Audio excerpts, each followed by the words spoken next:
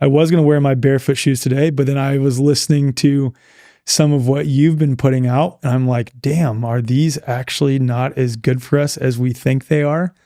So we'll get into that, but I want to start with just your background, your credentials, your schooling a little bit, just an introduction for those who are listening, watching, who may have never come across your content. Of course, as always, in the show notes, I'll have your Instagram profiles and your website and things like this, but just share a little bit about you and how you've landed with the perspective that you have now.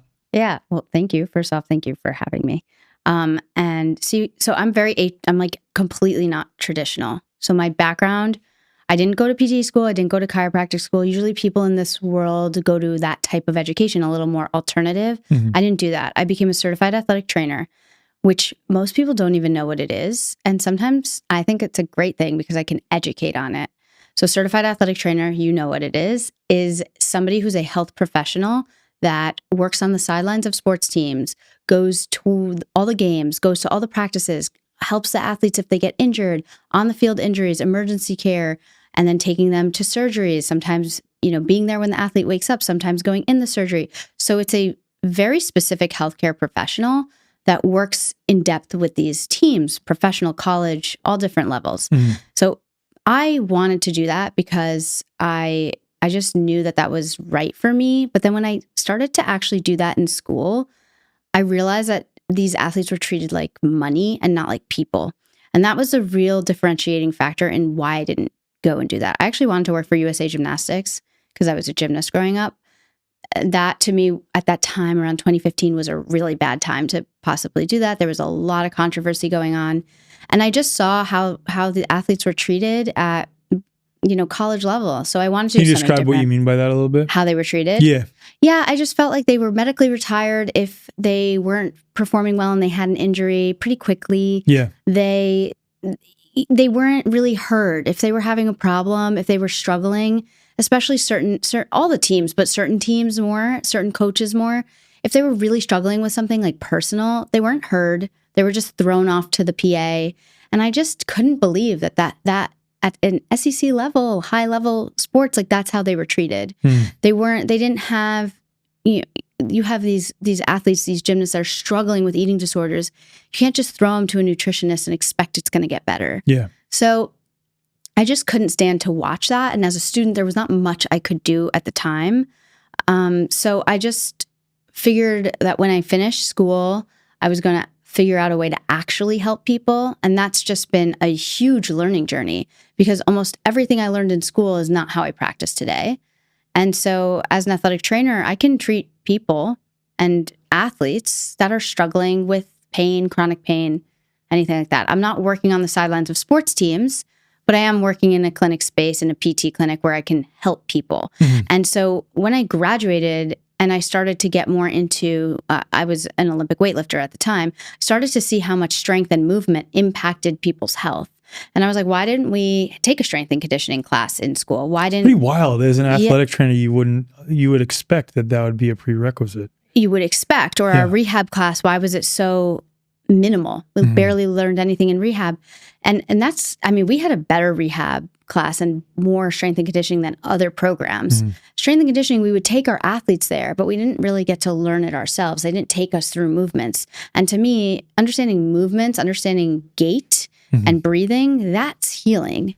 So I just was surprised, but also it's only 2 years of education. They're trying to fit in the bare bones. And when you leave, that's when you do really the education. What did you study in your undergrad? Kinesiology. I figured it would have been kinesiology. Yeah. I wonder how much of that, from your perspective, is actually incorrect as well. I think a lot of it, to be honest. Yeah. I think they give you exercise physiology and that can be useful, but it depends on where you're going to go with it. If you're going to go into research, I think kinesiology might be really beneficial. But with what I was doing, going into a health profession where I'm actually treating one-on-one, there's not much that I feel like I learned in kinesiology that has helped me. I think that there's some basics that maybe I remember from ex-phys, understanding different components of like cardiac output, stuff like that. But that doesn't really help you. There's no practical skills. And so, that was my path. And I just found things that have worked and stuck with them. And I am a person that studies something and do everything to an extreme. I've always been like that. I loved Olympic weightlifting. I went full head into it, competed, and that's how I am. Mm-hmm. So when I found something that I wanted to learn, I go full force. And that's how I am with everything. I think it's a good quality in some ways. So I did that. So I finished school, graduated, and started to work in a CrossFit gym, just helping people with what I knew from my own experience of Olympic weightlifting, plus the rehab that I knew. And it just grew and grew. And I eventually opened my own practice, kind of personal training. Mm-hmm. And then that molded itself into what I do today, which is I do postural restoration. I'm learning all these different modalities that come together to really give a full spectrum of healing for that person. How did you get to the point of understanding posture and biomechanics from what could be called a position that's contrary to the mainstream, though, given your schooling? Like, what led you there? Yeah, I think postural restoration is the institute that I've studied from. Mm-hmm. And we do talk a lot about posture, position, mechanics, gait, all the things that you're asking. But I didn't go there specifically for posture. I went there because I saw other humans in New York at the time doing this modality with patients and patients getting better from pain. And then also you're seeing a posture benefit. So if you're functionally doing something that helps you get out of pain, then your posture is going to change. So posture is one of the last things that changes in people. We actually see it's the last thing. People are coming in with pain, and with some work and some time, we see posture changes. And people love that. And it's not even just body posture changes. We see facial asymmetry changes. We see asymmetrical bodies change. We'll see teeth change. And we're obviously going to talk all about that. Yeah, absolutely. Yeah, because it's wild stuff. I wanted to talk to someone about this for so long, especially on like the facial symmetry side of things. There's a few different accounts that I follow on Instagram who have had insane, drastic changes in their physical appearance. Yeah. And from my understanding from the dental and orthodontic profession, they say that that's not possible in adults, that your palate has fully formed and there's no way that you can change the structure of your face at that level. But I've seen too many things that fly in the face of that at this point, where people who have like, what's it called, where you don't have an actual like a recessed jaw. Yeah, recessed jaw, but then they have like the neck that isn't fully formed, like defined with their jawline. Their jaw's recessed, their like nose is extremely crooked, and have completely changed their faces just by doing some postural restoration things and doing some thumb pulling and face like this. Things like this. I'm sure we can get into that. I'm sure you know some cool tricks on that, but it's wild seeing that. It's insane. Yeah, traditional dentists are taught that the cranial sutures close and that the bones don't move. But we know that that's not true. Craniosacral therapists know it's not true. People that work in any sort of alternative field, chiropractors that study the cranium, we know it's not true. It doesn't make sense. We see changes in adults all the time. We see facial asymmetry changes all the time. So that is a myth. And also there's a lot of research to back up that cranial bones actually move. So I don't know, that's an old school myth, but that's actually what a lot of unfortunately, what we see in traditional medicine is just old school terms and sentences that people hang on to. Yeah. I mean, that's rampant across the board, obviously, in all of medicine these days. So should we start with the feet first? Sure. Is that a good place to start? Yeah. Okay. So speaking of the barefoot shoe issue, maybe we start there, because like that one was so hard for me to hear as someone who just got a nice pair of leather barefoot shoes. And I have another pair of barefoot shoes that I wear basically all summer. And that being said, I have had some recurring, I've managed and dealt with it quite a bit. I'm 100% disabled American veteran, which also like means nothing. I don't buy into that label. I don't identify with it. But in times where I'm having a lot of stress due to, being a dad, a husband, some familial issues, and then financial stress and just stress in general, right? It seems to correlate with times that I have issues in my hip and lower back. But I also have the added element that I wear barefoot shoes. Could that be leading to hip and lower back issues? It could, but I'm not going to tell you to just stop wearing your barefoot shoes. I don't have a problem with barefoot shoes when they're used appropriately, meaning our world right now, we're in the studio, the ground is flat. We are on wood floors, concrete floors, tile floors, that's all flat. And our foot is not meant to just slap the ground. Our foot is meant to actually be mobile and mold with the ground. And, our ancestors used to walk around barefoot. And that's the whole idea of the barefoot shoe marketing, is that we walk barefoot. Mm-hmm. That's what we used to do. So we should do that today. However, our modern society is not the same ground that our ancestors used to walk on. So our ancestors were walking on sand and dirt and rubble and all these different types of terrain. And today we're walking on concrete. So that's my issue with barefoot shoes. And I myself wore them for 4 years, and I did have pain, and now I don't have that pain. Mm-hmm. So I'm not a fan of barefoot shoes when you're walking on a flat surface. But if you're going hiking, you can wear your barefoot shoes because the terrain is all different, and your foot can be still mobile in them. And we typically like a shoe that has what is called a heel counter and an arch support. So there's an area in the back of the shoe that you can feel. And if it's rigid and hard, it's going to give the calcaneus, which is the heel bone, a nice reference of the ground. So our heels, I'm going to go more in depth here, our heels have a direct connection to our teeth, our molars, and to our hamstrings, and to be able to help our pelvis stay underneath and not dump forward. A lot of people have an anterior pelvic tilt. So when we don't have heel contact in our walking cycle, our gait cycle, we're going to see problems up the chain.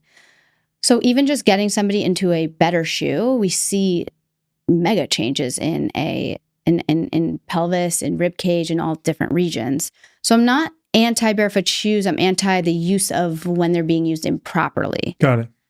But sometimes I'm a little anti-barefoot. I mean, it makes sense because most people aren't walking around exclusively in uneven terrain these days, right? And it is the reason that arch support is so important. Correct me if I'm wrong on this. It's because that's sending signals to your brain. I've heard you say this elsewhere, that like when you're walking on uneven terrain, your whole foot is going to feel that terrain versus just some parts of your foot when you're using barefoot shoes walking on flat surfaces. Yeah, so you hit it nail on the head. So in the traditional approach, they will use an orthotic to cast a foot. So they'll put a rigid arch in there, or they'll tell you, you have a flat foot, we got to give you an arch. That is a very traditional approach when it comes to podiatry. I'm against that approach. I don't like rigid arches. I don't like rigid orthotics.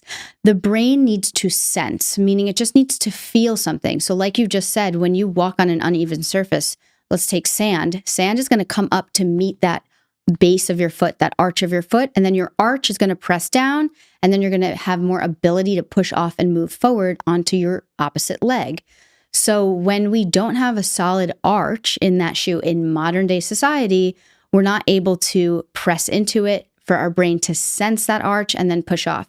Also, from a nervous system standpoint, arches in the shoes, just feeling an arch, not a rigid arch, just having that arch there, actually allows the body to get more into a parasympathetic state. It's very relaxing to the body. So it's important. It's really important. When we look at someone who has a proper gait, what does their foot actually look like as it's going against the ground? Yeah, so I've been struggling with this because I have not to make this about me, I'm just going to use this as an opportunity to talk with her about some of my issues, but I'll just touch on a few of them. My right foot, no matter how much I try, I'm left-handed, by the way, and I've heard you talk about this as well. Yeah, my right foot turns out, and I have to be conscious of trying to get it turned back in. And I have right hip issues. I have right lower back issues. My glute, if my back locks up, my glute does not fire. I can't get my glute to engage, and I have to consciously force it to engage. There's also a lot of other biomechanics. We could talk offline. We're going to probably do some techniques after this. But because my left shoulder, I had surgery on it. The sport that I played, which I never ended up showing you, you asked me about it, and we got trailed off on another conversation. Handball, yeah. Well, I'll show you. It's not the New York handball, but I had left shoulder surgery, and my throwing mechanics got messed up, and so instead of having a whipping motion in my arm, I was using a lot more torque turning this way and only jumping off of this right leg repetitively. Kind of like a basketball player, if they go up for a left-hand lip, they're jumping off the right leg. Similar concept. I'm a left-handed thrower jumping off of my right leg. And not all the time. Again, it correlates with stress.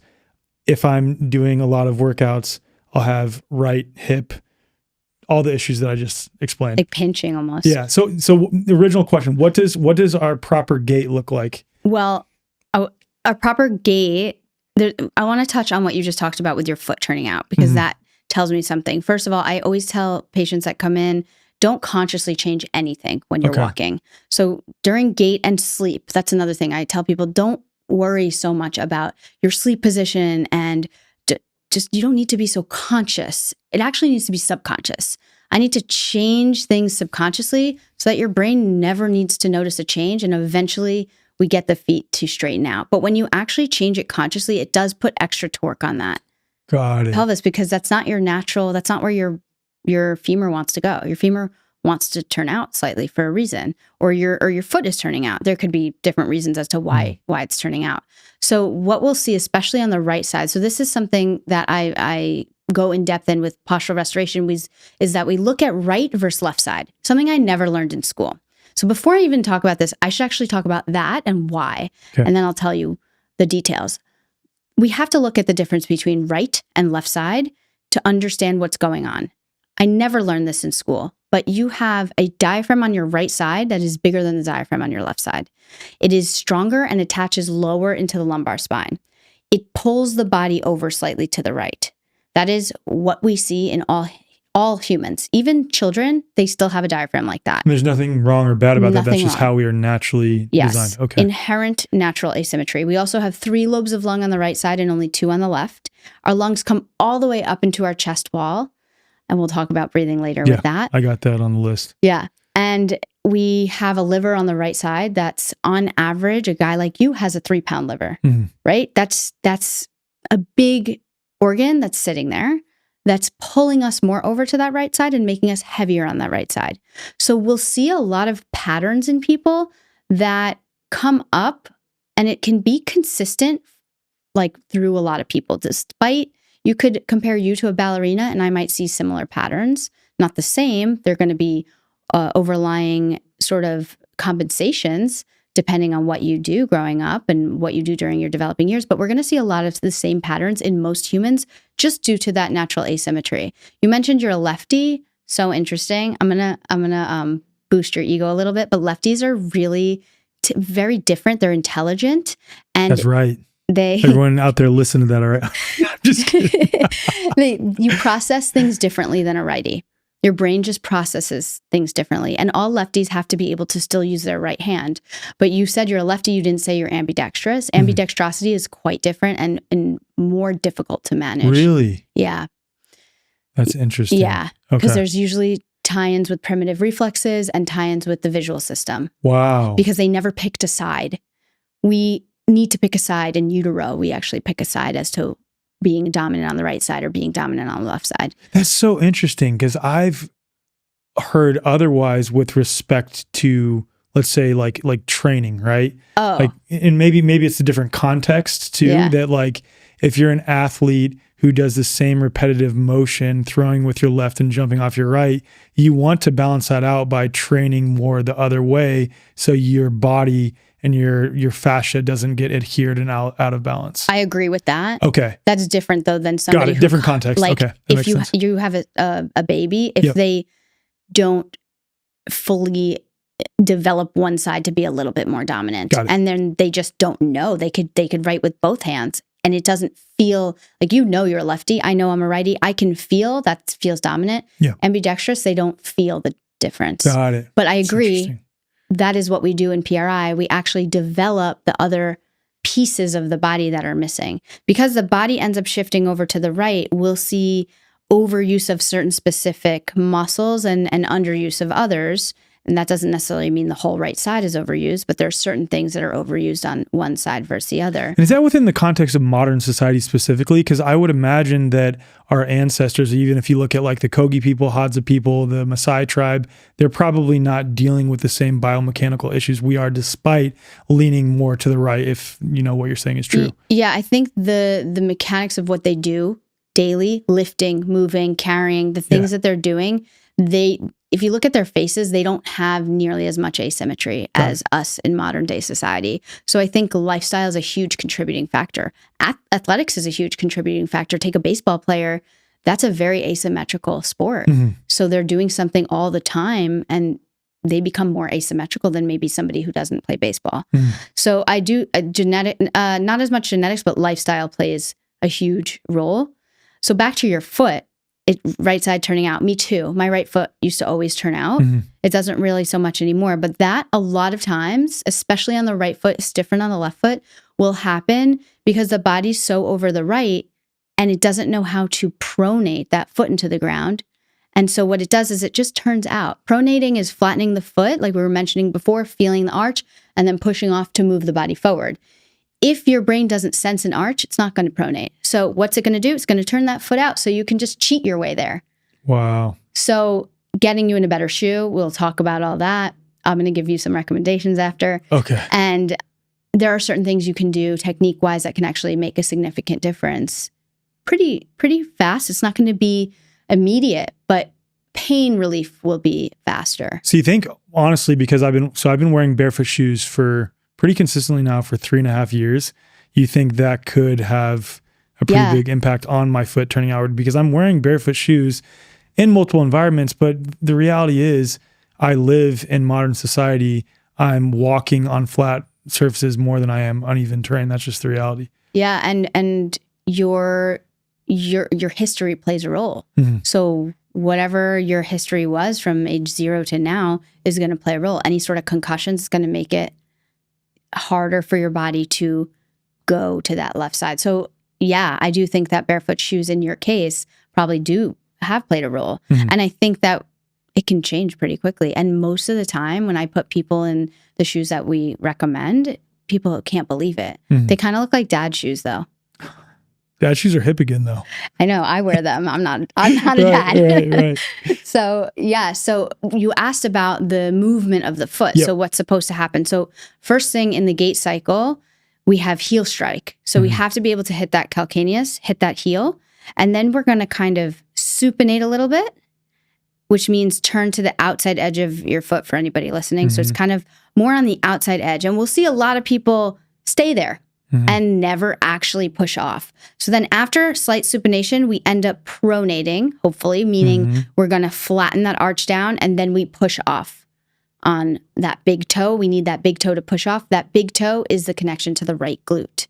So when you said what you said, to me, it just made complete sense. Not everybody's story is like that. Sometimes people come in and it's a little bit more complicated. I have to do my tests. But just hearing this is an injury on the right side, this is an injury on the left side, I can categorize it in my head and already know a little bit about what might be going on with that person. Wow. So, yeah. Just to talk to the other side of the coin, for people whose feet turn inward, for people who are pigeon-toed, what is that typically indicative of? Less common.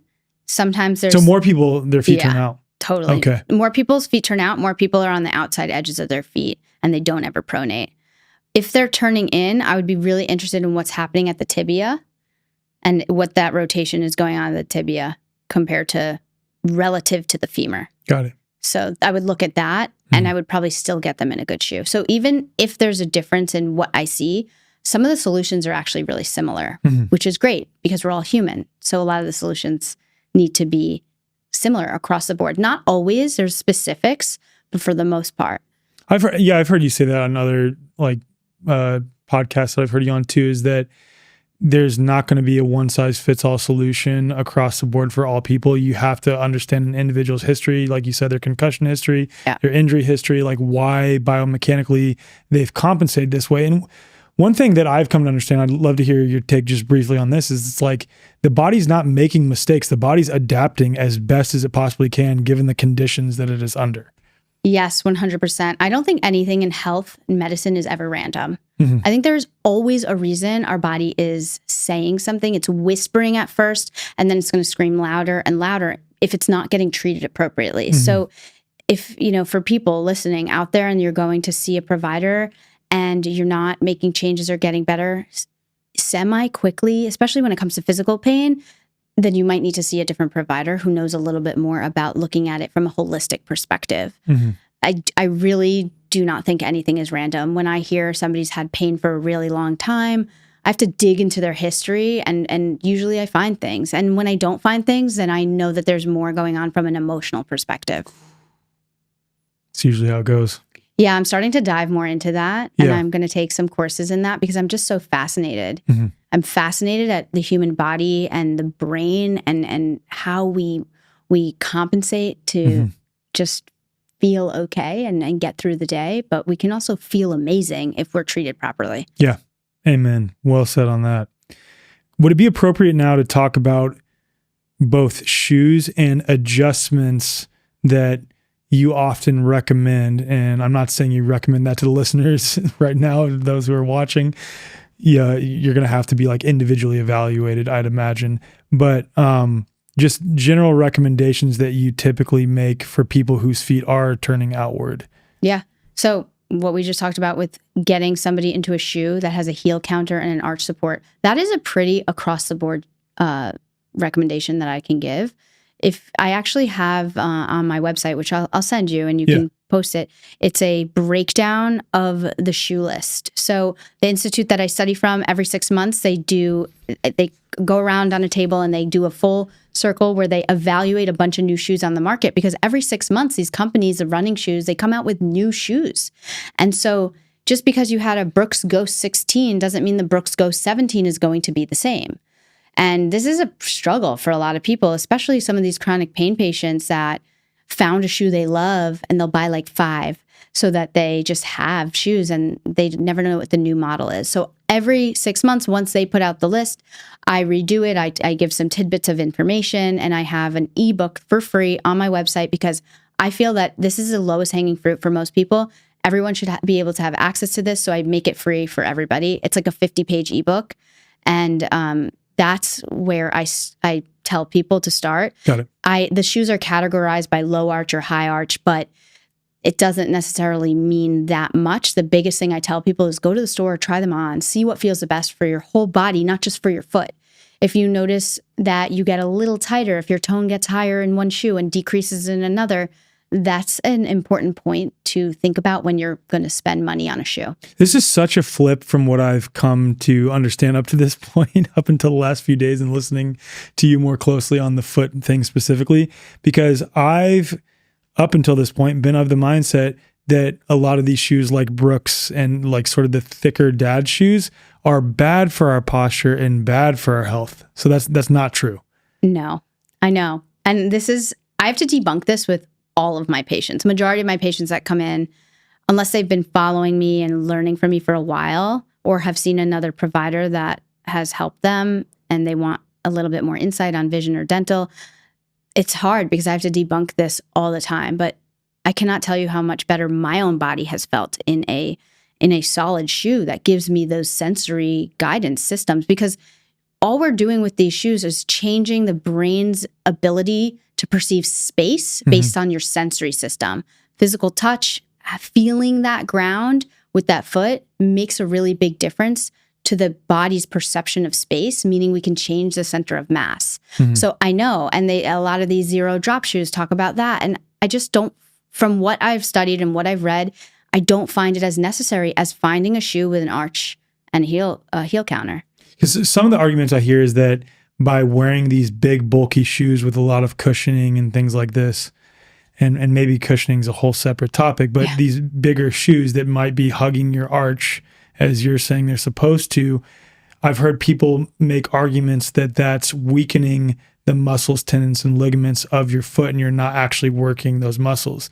And if I'm hearing you correctly, your argument is that The problem is modern society, we're walking on flat surfaces all the time. So we're already not working those muscles, ligaments, and tendons as our ancestors were, who are walking on uneven surfaces like grass, rocky terrain, like sand, et cetera, et cetera, et cetera. And if we were walking that way, we would be working those muscles. But it's more important to give our brain the necessary inputs by hugging our arch appropriately so that our feet can properly go supinate and then pronate, roll over onto the big toe to push off. That's what we need more given the context of modern society. Is that correct? 100%. You nailed it. And a thing here too, people do focus very in on, oh, well, our feet they're going to get weak because I'm in this bulky shoe, like you just mentioned. First of all, you can train your feet. You do not have to be in a shoe all the time. There are so many tools out there for foot training. So that's one thing. Children growing up, I personally think gymnastics is wonderful because they're barefoot in a gym on all different surfaces. Of course, barefoot playing outside. I'm all about barefoot outside, frequency exchange with the ground, that Schumann resonance. I love that. I've nothing against that. Yeah. It's what happens with modern day society. I also think kids in a barefoot shoe is okay because they're really outside in other terrains more than we are because they're playing. And the other component is that the foot is not just, we're not just thinking muscles and bones for the foot. I'm thinking, what does it do to your neck? When you're in a barefoot shoe, is your neck locking up because your neck is staying so far over the right half of your body and it cannot get over the left half of your body? Because that's what I typically see. One of the first things I have shoes in my clinic and I test people out. One of the first things I check is their neck, because usually put them in a good shoe, especially if they don't have a crazy history, neck will free up immediately. Wow. So that's the key. People don't realize your feet on the ground have a lot to do with how your eyes understand space.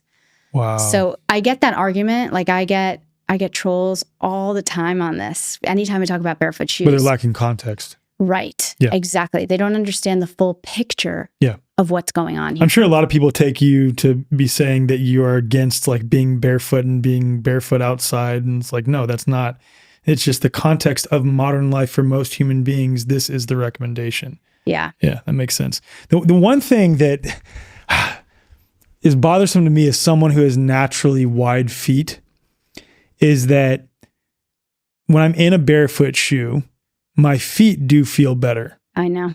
I would say if I'm, really reflecting here, and I still have a lot to unpack with this paradigm because I've just come across this in the last few days with you. My hips and my back have gotten worse despite being like more holistically health oriented. So that could be a function of largely like the overwhelming majority of the time, unless I'm sitting in this studio or out on a nice date with my wife, I'm wearing those barefoot shoes all the time. I'm walking in my house barefoot all the time. So that could be a piece of it. But I still love the element of having the wider toe box.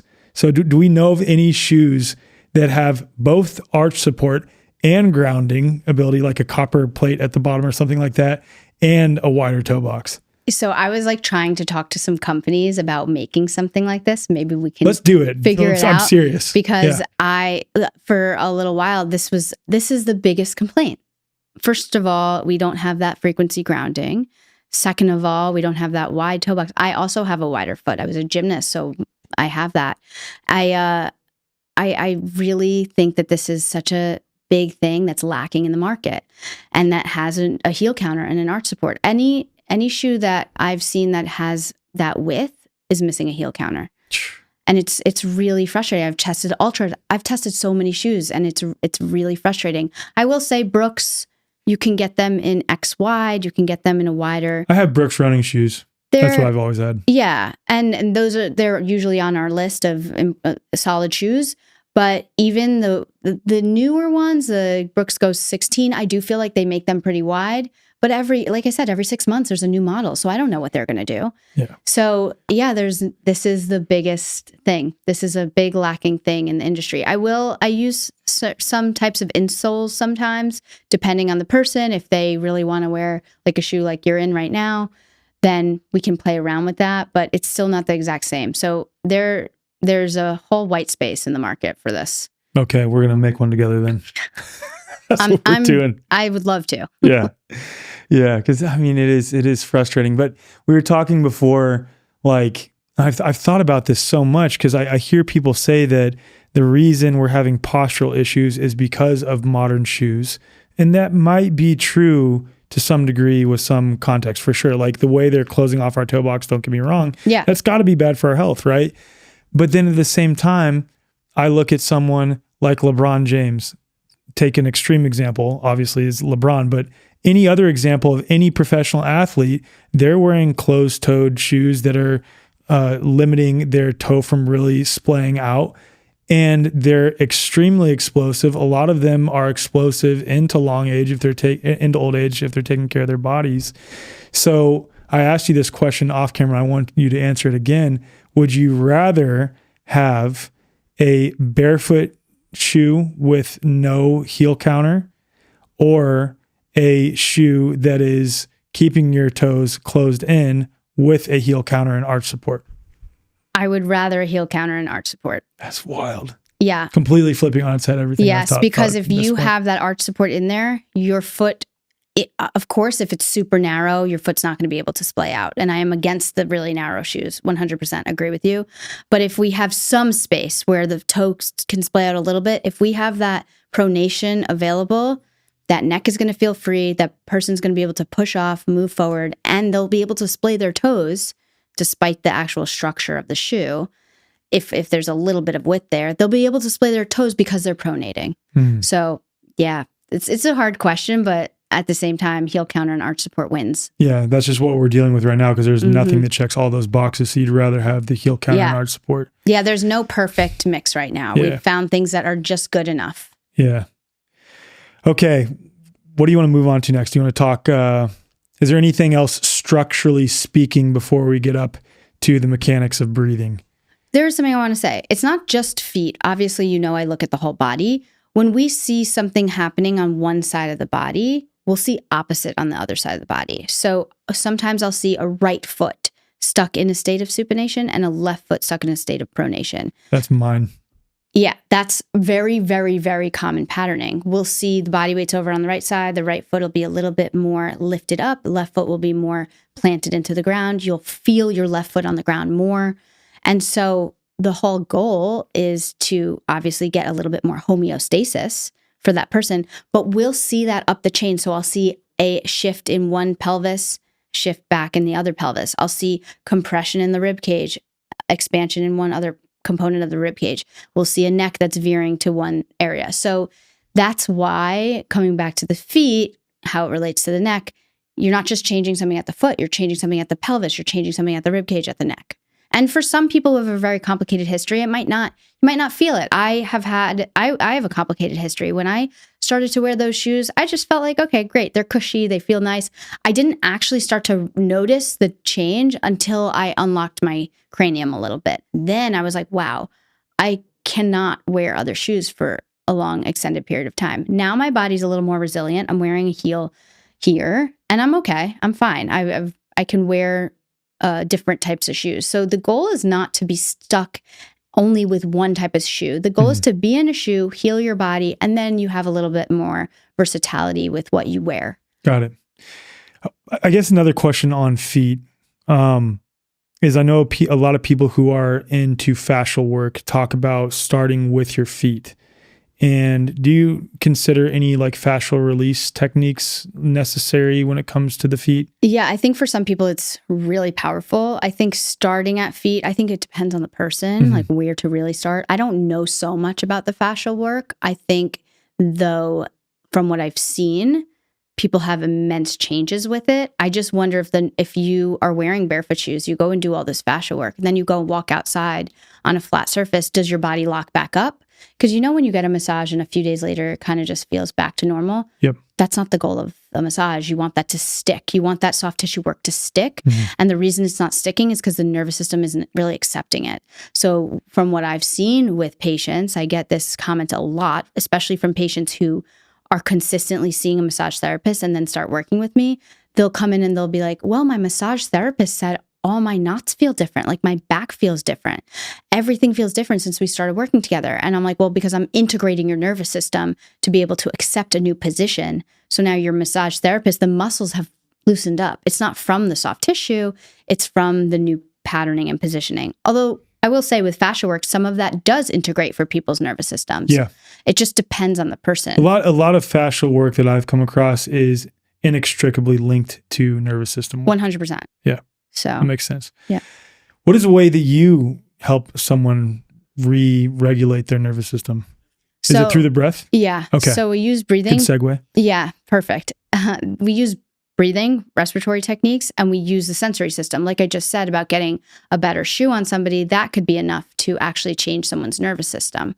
But breathing is the prime resource. We have so many different positional breathing techniques, meaning you're in a specific position and you're learning to breathe in areas that are typically compressed, and you're learning to compress areas that are typically expanded. So when we understand the mechanics of the body, we understand what that person's coming in with and what kind of asymmetry they have specifically, we can tailor these exercises to what they need. Mm-hmm. And we're getting them really what they're lacking. So in order to get homeostasis, we got to give somebody a little bit more of what they're lacking and a little bit less of what they already have.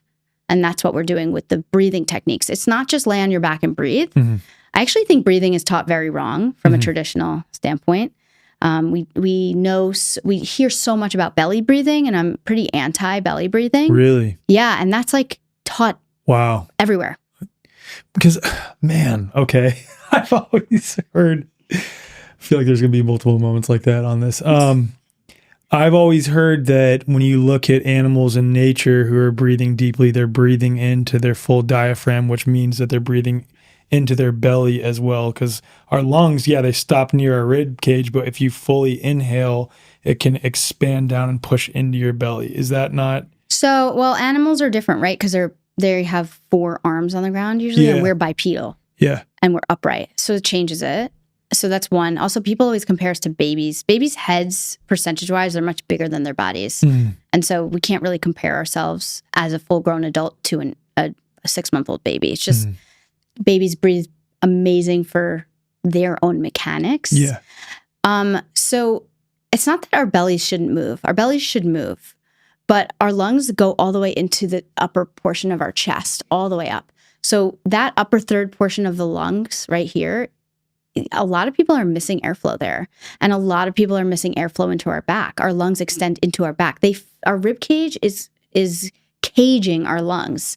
So when we are assessing people and I'm looking at how somebody breathes, I'm looking at how their ribs move because I'm getting a a detailed assessment of how their lungs are moving. And if they never get air into this upper third part or never get air into the area called the posterior mediastinum, then I know that they're limited. And also that region in the back, it's kind of right where shoulder blades are, right where a bra strap would go. That region, your vagus nerve lies through there. So if we never get that stimulation, that's just a way to get vagus nerve stimulation, is to be able to breathe into that upper back.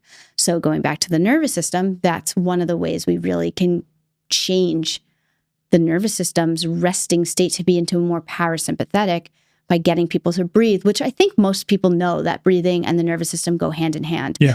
People just think that we have to force the belly out. And I see that a lot in singers also. The way they're taught to breathe is to really use the belly. I don't think that is, I think it can be very negative. I think that's not the only way to teach breathing. The biggest thing, like I said earlier, is I don't consciously tell people to change how they're breathing throughout the day. I don't tell people to work on anything consciously. Everything is done subconsciously, meaning we're going to spend time here. We're going to work on this one technique, and then you're not going to think about it the rest of the day. And it's going to integrate with how your day moves on because of what we just worked on in those 3 minutes of working. We open new patterns, new movements in the rib cage, so the airflow will go there. What might that look like? I usually start people off with just teaching them how to breathe. And one of the biggest things that I do is get people to fully exhale. Mm-hmm. When you fully exhale, some people even have a cough reflex that gets stimulated. And so they'll literally blow all their air out and start to cough. But the goal would be, so your obliques attach into the lower part of your rib cage and onto your ASIS of your pelvis. So when you fully exhale, they bring the lower part of your rib cage and your pelvis closer together. So instead of you being in a more flared out position, they're kind of stacking you a little bit more. And so I'll usually start people laying on the ground, have them take an inhale in, just see what they're doing. A lot of times they'll have an excessive movement of their belly and no movement of their chest. And sometimes they'll see a lot of neck movement. So like where the neck will bulge out, hypertrophied muscles here. And I'll just say, okay, take a smaller inhale and now do a really long exhale until you think you have no air left, and then pause. And usually at that point, they're going to feel their obliques. I'm going to say, do you feel your obliques? They'll like shake their head because they're out of air. They're like kind of shaking. And then I'll say, do not lose attention in those obliques and try to inhale into your chest. And they're laying on their back. So if air goes there, it's going to be kind of stopped by the ground. But getting airflow into that chest, people feel a really big difference because they're not typically breathing there. And that's not how I want people to walk around breathing. Mm-hmm. I just want to do that in that moment so that we can open up those very compressed areas. And then, of course, there's layers of asymmetry. So that's why the positional breathing is really important, the techniques we use, because if you are really compressed on the right side, then I can compress you on the left side and have you breathe into the right chest wall. I know a lot of yoga practices, they'll be like, oh, breathe here, but you're laying on your back and there's no full exhalation. You're not going to just be able to breathe into different areas. We have to compress to expand. We have to do that or else it's not going to go. It's going to go from path of least resistance, right? We're moving airflow. We're pressurizing in the thorax, and that's going to change one's complete center of mass so that they are not maybe forward in their body. They've maybe shifted back a little bit. So their body weight's now more stacked over their heels. And maybe they don't have so much of a forward head posture. So breathing can contribute to everything up and down the chain. How might breathing relate to the anterior pelvic tilt that you see in people? Or is there any relation? Yeah, there is. So if you're belly breathing all the time, then we're going to typically see that the body weight, the center of mass shifts forward. And so then it's just easier for you to keep belly breathing. Got it. Okay. And how might that relate to the feet as well? And to the pelvic tilt. So then what happens with the belly breathing, if we're only moving forward, the pelvis just dumps forward. Got it. Okay. And then the feet, a lot of times if we see, there's always this asymmetrical pattern going on, but we'll see a lot of more supination, just depending on their history, depending on what shoes they wear, things like that. Got it. Okay. And it seems to be this sort of feedback loop where I'd imagine the pelvic tilt then creates the conditions where it's easier to breathe more, quote unquote, into the belly. Yeah. And then when you're breathing into the belly, it just reinforces the anterior pelvic tilt. Yeah. And because of what I mentioned, yes, chicken and egg, but also because what I mentioned before about how we're heavier on that right side, we'll actually see the left pelvis usually is much more forward than the right pelvis. Interesting. And there's tests for that. So it's not like I'm visibly looking at somebody and I'm going to be like, hey, that your left pelvis is more forward. Mm-hmm. I am physically taking a leg and moving in a specific way to assess what is actually going on at this pelvis. And then we use different muscles in these breathing techniques to, like, for example, if we have a left pelvis forward, the best way to explain this is for me to actually kind of break it down. So if that left pelvis is forward, I would use a left hamstring to pull that left pelvis back because the hamstring attaches into the base of the pelvis, the ischial tuberosity. So we use that muscle to pull it back. So the breathing technique... What does that mean, like use that muscle? Stimulate it. Okay, stimulate. So meaning the breathing technique would actually encompass hamstring. Got it. Not really strength, because it's not strength. It's a neuromuscular sensation to give the brain a different feedback. So is it breathing while pointing your awareness towards your hamstring? It's awareness, but it's also I will set the person up in the right position to feel what they need to feel. Got it. So that might mean I might put a book underneath their left foot. And so now their right foot's lower, their left foot's higher. And the position that they're in doing that breathing technique is forcing them to feel their left hamstring. That's why it's subconscious. Because if I just consciously tell them to do it, they're probably not going to feel it. Right. And you want it to stick at the subconscious level so it becomes a pattern. Exactly. Yeah, that makes a lot of sense. One other question with breathing too, I've had a couple people on, one being Dr. Vin Esposito, talking about how breathing has more to do with your ability to have to take in CO2. I'm not taking CO2, but retain CO2, let's say, rather than breathe in oxygen. Can you talk about that a little bit? Yeah. So do you know children, how it used to be like these cartoons growing up and whatnot, they'd give the kid the paper bag to breathe into the paper bag if they were having like a lot of stress or panic?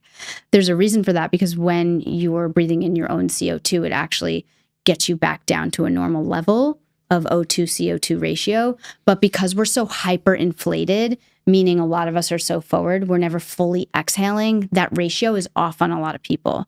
People with sleep apnea, and then they go get the CPAP, that like completely messes with the CO2 and O2 ratio. Wow. And so I'm pretty against anti-sleep apnea devices, because there's a lot of things you can do before that. That is a last-ditch effort, but that can really mess with circadian rhythm. It just disrupts a lot of things going on at the cell level. But another thing we'll use a lot is balloons for people to really focus on the exhale. So I think if people learn to fully exhale, their CO2 and O2 ratio gets back down to a more homeostasis level. Wow. Yeah. Wow. This goes into like cellular components, because the breath, I mean, what else do we do as many, like 25,000 times a day? We're breathing. Yeah. Breath is the most important thing. Yeah. Wow. Keeps us alive. So if Quite we don't literally. do it properly, we're probably not going to live as long.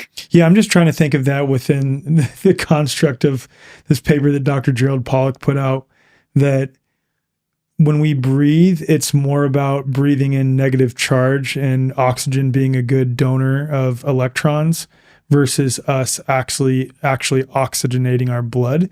And there's a lot of context there. That's I wish I would so interesting. It's super interesting. It's a really fascinating paper. It's peer reviewed, not that matters, but it's, No, I mean, you're familiar with fourth phase water, right? Like a little bit. Okay. Yeah, I'll talk to you more about this offline, but essentially that, if you look at a nitrogen molecule relative to an oxygen molecule, nitrogen molecules are smaller, but for some reason, our membranes and our lungs are only taking in oxygen. How would that be if nitrogen is a smaller molecule and it's more ubiquitous in air?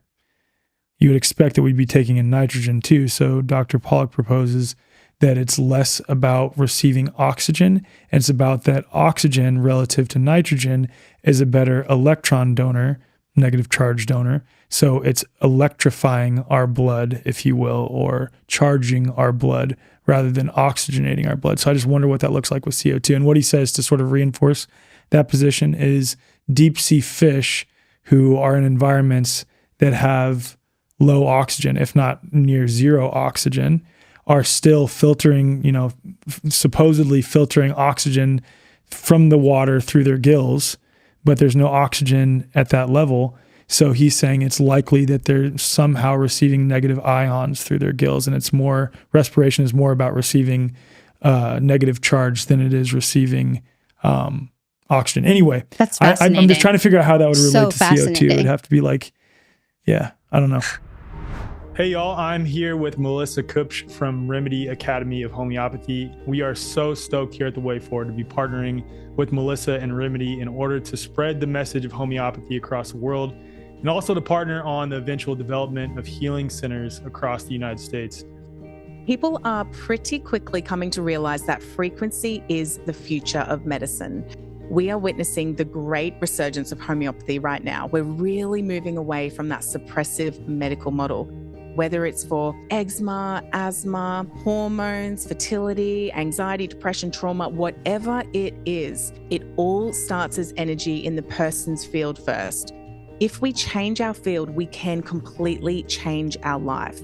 Our 2-year academy is open worldwide to anyone who wants to become a homeopath. We've got 5 lecturers and we currently have over 500 students enrolled, which is record numbers in our field. A career in homeopathy is amazing for anyone who wants flexibility in their work and who wants to be valuable in creating this new world.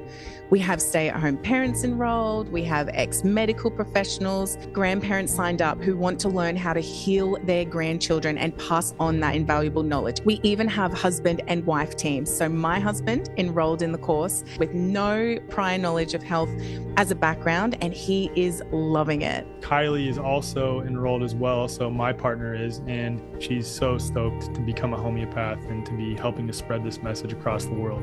The thing that we hear from so many of our students is, I found my thing. Homeopathy is the key. We harness frequencies from nature and we alter the field of all creations. So if anybody wants to join us or they want to know more about it, they can visit our website. Yeah, and all that information will be in the show notes. So if you want to learn more about Remedy Academy, also Remedy Collective, also some of the homeopathic products that they have, please just head to the show notes. All of that will be listed there.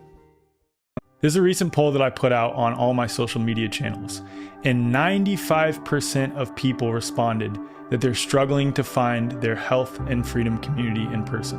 And don't get me wrong, these platforms, these devices that you're listening to or watching this podcast on right now are great for helping to disseminate information, helping us, find like-minded people to validate us, but they are not a replacement for real in-person community. At the core of our new community platform is a powerful, easy-to-use map helping you to instantly connect with like-hearted, like-minded community, including men and women, farms, schools, practitioners of all types, and other businesses near you. The platform also includes groups, social functions, messaging, and Platinum members also get access to our content library with footage from all of our in-person and virtual events like Confluence and the end of COVID, as well as breathwork sessions, Qigong sessions, member Q&As, and also member community calls. So if you'd like to support this podcast and support our mission of helping people to connect hyper-locally in person, and also obviously support yourself in the process, go to the show notes or just go to thewayforward.com/join. And again, the way forward is spelled thewayforward.com/join to become a member today. Help us build the way forward for mankind. Okay, so I think it's most appropriate now to talk about airway, possibly. Yeah. Is that cool? Sure. Okay.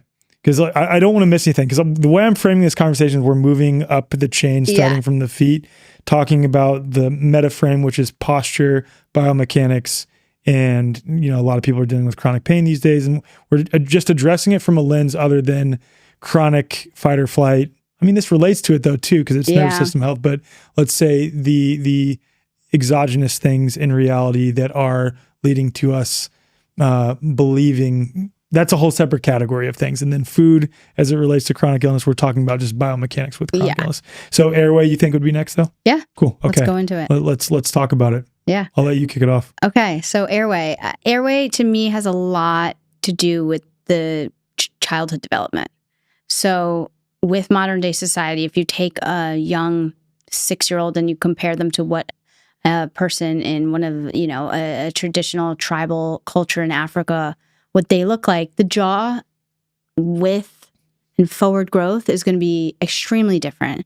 Obviously, we know this has to do a lot with food, has to do a lot with kids today in modern society not eating crunchy, chewy foods. I mean, we have this push for veganism, and that's none of that. You're not eating steak. We also don't eat anything like raw. So in general, we have had in modern day society a much smaller structure going on in the airway, the face, etc. Some of that has gone down the chain. There's a bit of a genetic component. I think it's. That's what I was going to say. Yeah. I know sometimes babies that are born have already some indication. Babies naturally have a little bit more of a recessed jaw. Yeah. But an indication that their jaw is hyper recessed these days. And if they're breastfeeding, they should have a recessed jaw. Yeah. And the thing that grows the jaw is the tongue. So this is where we can get into tongue ties and all of these components, because it's really important for the tongue to be able to get up to the roof of the mouth. So that stimulation, first of all, that's vagus nerve stimulation, the body's ability to get into parasympathetic. It's being able to properly breastfeed for an infant. To have that latch, the tongue needs to be in the right position. And if the tongue is tied, meaning the frenulum, so there's a little sort of skin, it's called the frenulum, underneath the tongue. If the lips are tied, if the cheeks are tied, if that is all tight, then that tongue is not going to be pushing up and producing force forward and laterally to grow the jaw. So that is something we see. So many people have MTHFR gene, And that gene mutation has a lot to do with webbing in the mouth. And then if mother in her genes maybe has it, gets passed down, or if she's taking folic acid, way more likely to have this deformity. I did a whole episode on folic acid and how toxic it is. It's so toxic. Yeah. It's wild. It's one of the most like unspoken toxic things in our environment. It was like pushed out for like years. Yeah. It's wild. And yeah, so we'll see this tie. Now, if it's giving a baby feeding problems, this is obviously not exactly my specialty. I'm not a myofunctional therapist. I'm all about sending children who come see me and adults who come see me to myofunctional therapists to get evaluated. I think it's a great profession. A lot of them are speech and language pathologists. So if you have a child who is not able to say certain letters, R's, etc., that's a red flag that they might have a tongue tie, especially after a certain age. And myofunctional therapists go very deep into looking at this region, the airway, the mouth. Is there proper expansion? How much airway do they actually have? Is their jaw so recessed that they can't breathe? Are they grinding their teeth at night? Are they snoring? This is for children. For infants, I think that the best time to do any sort of tongue tie release is in infancy. Yeah. And any older than 6 months, it's a little bit more complicated. Got it. So you want to do that really young. You want to make sure you're going to somebody who uses very specific type of laser. I can't remember the name exactly of that laser, but there's one laser that is really easily able to sort of evaporate the tissue versus cut it. And there's not many people that use that laser. So doing your research is extremely important here, but it goes back to development. So if you have a child that has a tongue tie that gets missed, then that child, I could talk about myself. I'm tongue tied. I'm tied everywhere. It got missed, even though there was issues with latching and breastfeeding back then. That was not something that they cared about or looked at. And then I started to suck my thumb when I was, around the age of 2, 3, 4, because the brain is so smart. It's like, oh, let's just use a finger. Kids suck 2 fingers, kids suck a thumb, to press it there to get vagus nerve stimulation to calm the body down. So then it looks, parents are like, oh, it's just this bad habit. It's not really a habit.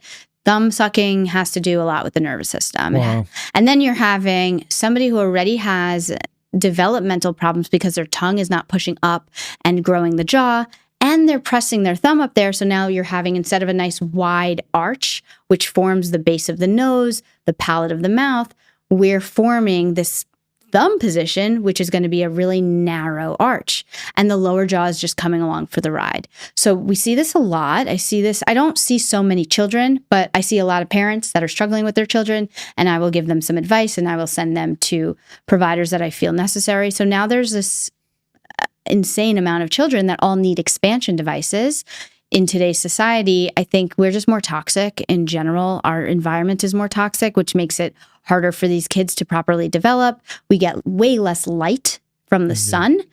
And that light from the sun, all that the UV rays are going to be stimulating vitamin D to be able to grow our jaw and give us solid, strong bones. So I think light and circadian rhythm is going to be really important during developmental years. These kids are inside getting blue light. Yeah. And that's just the majority of society. Obviously, there's people that are not doing that with their kids, but there's still a significant amount of blue light compared to UVA, UVB, near infrared that we're getting from the sun. Whereas like when me and you were probably growing up, we were outside a little bit more all the time. So I do think that it has a lot to do with development and essentially airway. In adulthood, I see these people now, they come in, they were this child. They suck their thumb. They have this narrow palate. Maybe they went to orthodontist at the age of 13 because that's the traditional approach. If you today are going to an orthodontist and they say, wait, come back when your kid is 12 and 13, to me, that's a red flag. You don't want to go see that orthodontist.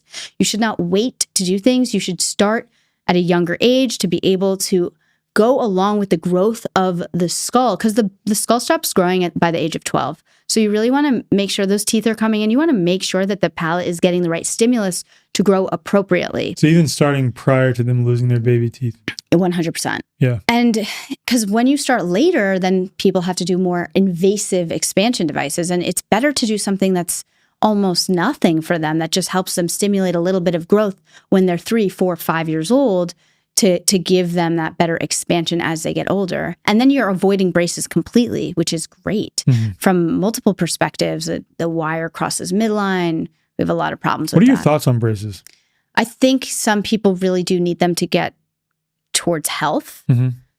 I think if we do myofunctional therapy and expansion at the proper timing for a child, they don't need to get braces. If development is done properly, then you can avoid braces. This is where Dr. Weston A. Price's work is so pivotal, because 100%. It showed that across multiple civilizations, people had perfectly formed palates, and it wasn't just diet though. That's the one thing I think that either Dr. Weston A. Price missed or people misconstrue his work. It's not strictly diet. It's the totality of how they were living. And that's what you've sort of done with your work, is tie in how all of it is interconnected with our feet, with our eyesight, which we'll get into in a little bit too. Yeah, I agree with you. I don't think it's just diet. I think it's being outdoors. I think that's huge. I don't think people realize that the receptors in our skin and our eyes need to get sunlight. Yeah. Need to.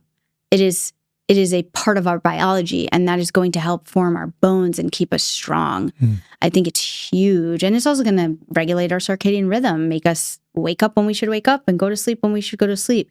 I think for development, it's really important. I think for infants, getting them outside will regulate them pretty quickly to, when they're just born, they're all over the place. They don't know what is night, what is day. I always wonder if we just put the baby outside a little longer. I don't have kids. I don't have babies. So much easier said than done, I think, from what I'm seeing with my friends. I do Qigong every morning, and my daughter will sometimes do it with me, but trying to get my son to do it, he's just not interested. And it's funny. Yeah. I mean, I can get them to go outside. Maybe they just don't like doing Qigong. I don't know. They probably think it looks goofy. I don't know. But one question I have related to orthodontics as well is on permanent retainers, because I used to have a permanent retainer, and luckily it fell out. But then I've also felt my teeth started to shift back into the position that they were before braces, which is really bothering me. It's not like they were insanely crooked, but my bottom teeth were somewhat crooked. And I don't really care about the looks of it.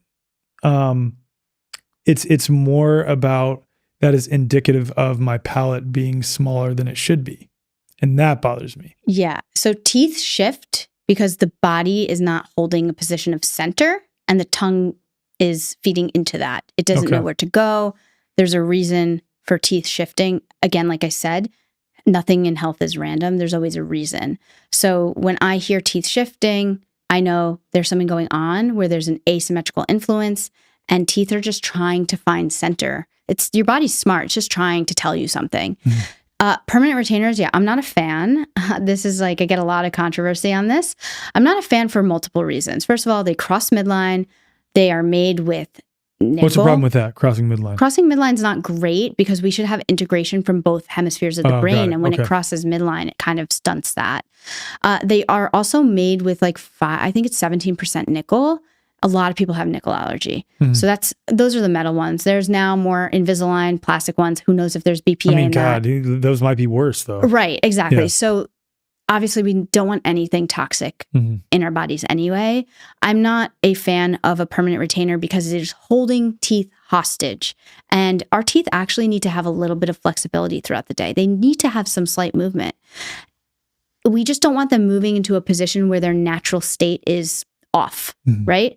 So permanent retainers are locking that up on a body that might be asymmetrical, where the teeth are trying to go back to a position of comfort. They're trying to move to tell you, hey, I'm not in a centered position right now.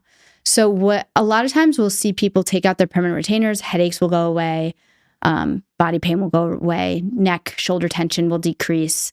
I've seen things like their eyesight changes. And they're not just doing that on its own. We're not taking out a permanent retainer and doing nothing. We're working together. We're making sure that I'm addressing their feet. I'm addressing their rib cage, their pelvis. So my biggest thing with it is don't just go get your permanent retainer out. Make sure you know where to start. Because if you don't know where to start, your teeth are going to possibly shift. A lot of people are wearing their permanent retainer so their teeth don't shift. So I'm really careful. I can say that I don't like permanent retainers while also saying you have to work with somebody if you get it taken out. Yeah. And some people will have no problem and some people will have a problem. I had a permanent retainer, got them taken out. I actually hated it. I remember I wasn't allowed to get mine off till after my freshman year of college. And I had it in since I was like 15 and I hated it. I don't know. At that point, I wasn't as rebellious as I am now. So I just like went with it, but I would complain about it. And it's like, why didn't I just go somewhere else and get it taken off? I think about that now. I'm like, if that was today, I would have been like, absolutely not. I'm going to go do what I want to do. Right. But yeah, so permanent retainers can pose problems, but also braces can pose problems. Sometimes kids come in, they're seeing me, they're like 14, 15 years old. They're in wired braces. And in order to actually get their treatment moving forward, I have to call the dentist and say, hey, let's cut this wire. Let's just take off all that tension that's happening, and they'll feel a change. They'll feel a little bit better. And then once I get their body, what we call alternating, so there's tests that I do and I can see that, then we can put the wire back on and continue the treatment. So it's not that braces are a problem, it's that timing is crucial. Got it. Okay. What are your thoughts on getting teeth pulled? I'm really glad you just asked that because I was just thinking, I was like, we have to talk about getting teeth pulled. I have that. Yeah. Well, so I am a fan of getting a tooth pulled if necessary, if it's a root canal. It was a root canal and then it fractured and Right. then I got it pulled. And root canals are quite toxic. So you don't want that in your body anyway. So there's multiple reasons why they'll pull a tooth. That's one reason. Another reason is premolar extraction for braces. So they'll say, okay, 13-year-old kid, they used to do this a lot more years ago. It's hopefully fading out, but they'll say, let's just retract those premolars and squish all your teeth together and do what's called retractive orthodontia. And that is so common. People from the age of 35 to like 60, I see all the time. Wait, so walk me through what this is? So they will say your palate is so narrow. Yeah. This is typical dentistry or orthodontia the last 50 to 70 years. Wow. They'll say, okay, your mouth is so narrow, you don't have room for me to straighten your teeth. Let's pull out the premolars because they're unnecessary. And then we'll just put braces on you and close everything in and make your teeth. That is insane. That is how orthodontia has been practiced. And there are still dentists and not dentists, but orthodontists doing this today. Oh my goodness. And it is insane because you're already taking somebody with a small palate and you're just making it smaller. So they're going to have consequential health impacts for the rest of their life. And I see this all the time. It's very unfortunate. And some people are fine, even though that this has happened to them. Most of the time they have more problems. I almost wonder, I've always thought about this, like, does it contribute to Alzheimer's, Parkinson's, things like that? First of all, the teeth are connected to meridians. Right. So you're taking out... And organs. Right. You're taking out all these teeth. And then sometimes they take out the wisdom teeth on top of it. That's on the heart meridian. So now you have a really small mouth. And we're going to see elongated faces. And usually those are the people that are mouth breathers because they probably were sucking their thumb. They probably had tongue ties. So it all goes back to development. They were sucking their thumb. They started to breathe through their mouth. They had some bad allergies. And now their palate's too small. Let's just pull their teeth. So Dr. John Mew, for people interested, have you heard of stuff? He did twin studies, which was like really controversial back then. And he had twins, identical twins, and he did retractive ortho, like what we're talking about, on one twin and expansion on the other twin. And you could see the facial changes. It's insane. This is the guy who came up with mewing, right? Yeah. So his father is his father's John Mew. John Mew, yeah. Okay. Okay. So this is the son is Mike Mew. Got it. Okay. But yeah, Mike Mew came up with mewing. But yeah, and the father like experimented on all the kids. There's a documentary. It's called Open Wide. It's on Netflix, and it's a great documentary just talking about Dr. John Mew's life. He unfortunately recently passed away, like 2 months ago, but his work is brilliant. Yeah. And even with mewing, so if people don't know. Can you explain what mewing is real quick? Yeah, mewing is forcefully pressing the tongue up to the roof of the mouth in adulthood or children also to help grow the palate. I think it's okay to do for sure in children. Children are much less asymmetrical than we are. As adults, I think mewing can be okay and you can get results from it. I'm not going to say you can't get results. I see the results. They're pretty amazing. It's going to be difficult if you have a tongue tie because you're probably not going to be able to get the tongue up there. It's not all of myofunctional therapy. There's a lot of different exercises that a myofunctional therapist, someone who specializes in this, can do to also get amazing results. And what if your tongue on one side is different than the other side? What if your jaw on one side is different than the other side? Now you're strengthening something asymmetrically. There's all these things out there. I know even Joe Rogan talked about jaws and they recently sent me some, so I do want to try it. But I'm a little nervous because I know my jaw is quite asymmetrical. Doesn't visibly look asymmetrical, but I feel it. If I do that, am I strengthening one side of my cranium more than the other? Got it. So just things to think about with these products that are out on the market. Do you recommend any other individual manual things you can do? Because I know for one, I follow this guy on Instagram and I've reached out to him so many times trying to get him on my podcast. He said yes, and then he stopped responding, so we never scheduled a time. Oscar Patel, have you come across him? He's a younger kid. Curly brown hair. He went from having like a recessed jaw, face completely asymmetrical, posture was horrible, to looking like a freaking male model with like perfect jawline and everything. And he has multiple things that he does with taping, like taping your face a certain way at night and not taping your mouth, taping your face a certain way, but then also thumb pulling. Are you familiar with thumb pulling? I know a little bit about it. Okay. They just kind of go in and press. I think any sort of soft tissue it can be beneficial. I would be interested in a myofunctional therapist perspective on that specifically because an SOT chiropractors also, they'll do a lot of intraoral work. I think intraoral work can be really powerful, but again, what position is the rest of the system in? Have you seen the chiropractors? It's a very small niche of chiropractors who do this, but they do facial chiropractic where they take a balloon. Nasal ballooning. Dude, have you seen it done? I have seen it done. My best friend actually did it. Yeah. Because she was like, I need to do it. She did 5 days in a row. Oh my God. Because it's what they told her. How did she feel afterwards though? She loved it. Okay. Because when I saw it in person, I was in Serbia recently. This was like 2.5 weeks ago. I was in Serbia at this event. My friend Mike Wilkerson, who is himself a chiropractor, was laying on the table, and a bunch of people at the event were talking about how there was this type of ballooning chiropractor there. They're like, you should go get it done. And I walk up and see Mike Wilkerson on the table. And again, he's a chiropractor, and he's laying there, and he has this look on his face where he looks like deathly afraid. Yeah. And he had already had some of the ballooning done, but he was about to have a little bit more done. I look at him, I'm like, dude, how's it going? He's like, oh, man, I'm just wondering if anyone's ever died doing this. Was his response. I was like, holy shit. And then right afterwards, he was gushing blood. He had a headache the rest of the day. Oh, gosh. With that being said, the next day he was like, yeah, I feel pretty good. I don't know how he's feeling now. I haven't talked to him about it since. It's invasive. I think it depends on who does it, because also one of our shared friends has done it and she also loved it. I think it depends on the person's cranial position in the starting place. Got it. And I think that when I hear of like bleeding or anything like that, then I know that sphenoid wasn't ready for it. Like that, I think it's too invasive of a treatment. Yeah.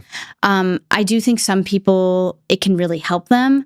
But again, like, do we have a cranium that's completely twisted and now we're just forcefully making a change? So I have referred some people to do it, but it goes back down to the timing. Are they ready for it? Can their body accept that sort of a treatment? Because it's pretty intense. But again, I've also I know a chiropractor who does it, and he does it very gently. And I think that is important. Like, it shouldn't be so forceful. Yeah, it looked really aggressive. And he was like, dude, I could feel all the bones inside my face crunching and shifting all at the same time. So, but then it's like in 5 days from now, when he walks outside and a horn honks, does his nervous system pull the bones right back into where they were? Right. And what I think is, yes, I think the nervous system and the brain are smarter than your manipulation. Yeah. That's what I believe. I mean, that brings up another question just regarding chiropractic, myofascial release, Rolfing, and things like this. Are you fans of those, or what do you think about them? I think people get relief. So I can't be against things that people are getting powerful benefits from. I've seen people do myofascial release and get amazing releases. So I'm not going to say that doesn't work. I just think that for some people, they'll try everything and none of that will work. And those are typically the people that'll come see me for exactly what I do, because they know that they'll do 50 sessions of myofascial release and it doesn't do anything for them.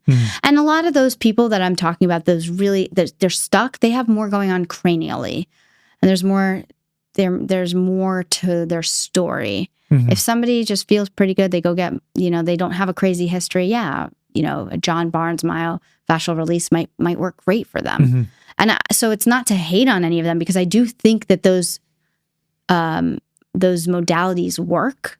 But I think that we have to always be treating brain and nervous system. And when you're just doing like some sort of soft tissue massage, it can get very deep. It depends on the provider, depends on all of those levels. Got it. Okay. Yeah. Do you feel complete on the airway thing and dental thing? Did we miss anything? Okay. I feel like well, I didn't. You know why? Because you mentioned just getting a tooth pulled. Yeah. Right? So I talked about premolar extraction. Yeah. Just getting a tooth pulled. If you're getting a back tooth pulled, sometimes they'll say, you have a cavity or you have a root canal, let's just pull that back tooth. Don't worry about getting an implant. For most people, I believe getting an implant is a good idea. Just depends on the type of implant, obviously. 100% depends on the type of implant. Don't go do a titanium implant. I'm not a fan. You have to go to a biological dentist, get a zirconium, get ceramic. We want to make sure that that material you're putting in your oral mucosa is not going to leak and give you problems elsewhere in your body. We see that a lot. But I do think that the balance of the bite is extremely important. So when you're missing one tooth, that tooth has to have a partner. It has to meet its opposite tooth. And what we'll see is something called super eruption. And I'm not a dentist, but I've learned a lot about dentistry, where the opposite tooth will come down to meet that tooth, or it will come up depending on what side. So in my case, my upper right molar is missing. So your bottom tooth might be coming up to try and meet something. I wonder if that's true. Potentially. Yeah, I feel it. This one is up a little bit up. So, and that will keep going, and that will change your bite. So for me, like me telling you now, like I would recommend probably going see someone, getting an implant so those teeth meet, also to give you a little bit more balance in that cranium. Because when you're missing interesting. I've noticed that, and I don't know if this is correlated or not. I've noticed that my right eye, the eyesight, is way worse than my left. That could be a variety of things that are leading to that. But it is interesting. It's on the same side that I had a root canal, then had the tooth fracture, and then had it pulled. Is the eyesight worse since you got the pulled? I mean, it was when I was 16, but I just know that this eye is progressively worse than my left eye. Yeah. So there's a lot of reasons as to why that can be. We actually typically will see left eye slightly worse than right. Really? Yeah, a lot of times. Could it be because I'm left-handed that it's opposite? It could be different for you. Okay. It could be different for a lot of people. Yeah. I just will see astigmatism and sometimes less acuity in the left eye, meaning how well we see. Yeah. Should we go into vision? Talk about vision? I have one more question on airway and teeth. This is just a larger meta question. How exactly does that tie back to what we were already talking about earlier with breathing and with our feet? Yeah. Obviously, airway restriction, you're not going to be getting as much oxygen intake, for lack of a better term, might be electricity intake, whatever. But aside from that, how might they relate as well? Yeah. So your teeth, how your teeth hit. You have your teeth, and then inside your tooth, you have a periodontal ligament, and that gives a sensory feedback loop to your brain. So when those teeth are not, let's say your bite is off. Let's say we have somebody with a cross bite, meaning it's very asymmetrical. One side of their mouth is kind of coming out. You can see their bottom jaw is maybe coming forward. Their teeth are not aligning properly. How it ties back to breath is because it ties to the position of the body. So we will see people in these patterns where they're pulled over on the right side, and people with a crossbite, they won't be able to get to the left. No matter how much I do for them, breathing wise, technique wise, we try all this stuff. A lot of times they'll be so stuck and so overly pulled here that they can't get back on, find center essentially. And sometimes I'll put a popsicle stick in someone's mouth and their whole body will loosen up. The same way when I give somebody different shoes. So this type of person who comes in with a bite that's off, what we do is I start with shoes, I give them techniques, we do a few sessions, and then they're still coming in and I'm feeling their neck and it's still locked up. And I'll say, okay, my techniques are not fighting your crossbite. I think we need to go to my dentist. So I will go with my patient to the dentist and we will make a mouth guard. Our mouth guards, I work with some dentists that make, they use a nylon material, so it's not problematic for our health. And it's a flat plane splint. So a lot of things in dentistry are patented, and that's just the way of dentistry, where all these dentists like to make money on their little tools. But most of those patented tools, in my opinion, don't do anything to make the body neutral. So what we get is a flat splint. So it's only for the bottom teeth, and it's flat, and it's ever so slightly molded to give the brain better sensory feedback of the teeth. So if they don't feel a few teeth or a side of their mouth, I'm giving them more feedback. The same way the arch on the foot gives them feedback from the ground, I'm now changing. I'm not doing it. The dentist is doing it. I'm just guiding, and I'm saying, hey, let's give this person a little bit more right canine, left molar, whatever I want in the bite. But there's certain checkpoints that I'm looking for, and we do it standing because your teeth need to interact when you're standing and upright. Interesting. Yes. So it has to be done standing. I personally, yes. For me and how I work, yes. I mean, that makes a lot of sense if it's tying back into posture and airway. If we're just assessing someone while they're laying down in a dental office, that's not going to be the full picture. No. Because the body changes upright. Yeah. And then you can add vision on top of it too. So usually from this dental piece, then, we might need to tweak it. We might need to do 1 or 2 sessions adjusting the appliance. But a lot of times we see significant relief. And these are complicated patients. This is not the typical patient. I would say maybe 10 to 20% of my patients need a dental appliance. And I've worked with a bunch of different dentists to learn from them and also to be able to give the patient the best care. Does this help at all with palate expansion, or is it just remediating at some level, not going into palate expansion? It's not going to expand because it's just flat.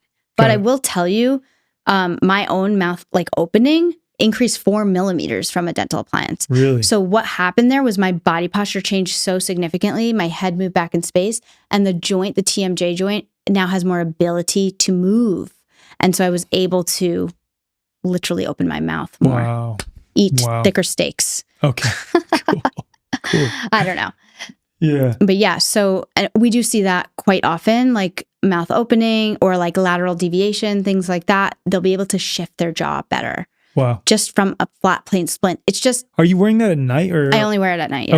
Okay. And all my patients only wear it at night. And it's minimal. Some of my patients I will have work out in it because their bodies will lock up, and then they're still working out one side more dominantly than the other side. Got it. So then you give them the flat plane splint if that's their root cause, and then tell them to work out, and they'll be like, oh, I felt this so much stronger than I typically feel it. Yeah, it's pretty wild. Wow. Wow. It just makes you think in a really different way. No, it totally does. I didn't learn any of this stuff in school. None of it. I never learned about teeth. I think we had an optometrist come and talk to us about eye injuries one day, but like physical eye injuries, not about vision, not about the visual system. You don't learn it in traditional medicine. Everything is so siloed. Of course. Yeah. Another question, sorry, and then we can move on. No, it's fine. You're good. What's your opinion of mouth taping, and then also the nose strips that you can wear that expand your nostrils? Yeah, I'm a fan. You are a fan? Yeah, I love mouth taping. If you're capable and able to do it, I'm a big fan. I don't think that there's any great mouth tape on the market that's completely non-toxic and completely not uncomfortable. I really don't like that hostage tape, which is basically like K-tape. I don't like that company. Why don't you like that one? It's just so intense. I don't like full coverage mouth tape. Okay. I think it could be dangerous, especially for children. For children, they have, I think, like Myo tape is the name of it, where it goes like as a square around the mouth. And for adults, I just use you could literally use Scotch tape and just a little strip or just like a little bit. I have hostage tape, but it's because I have a beard.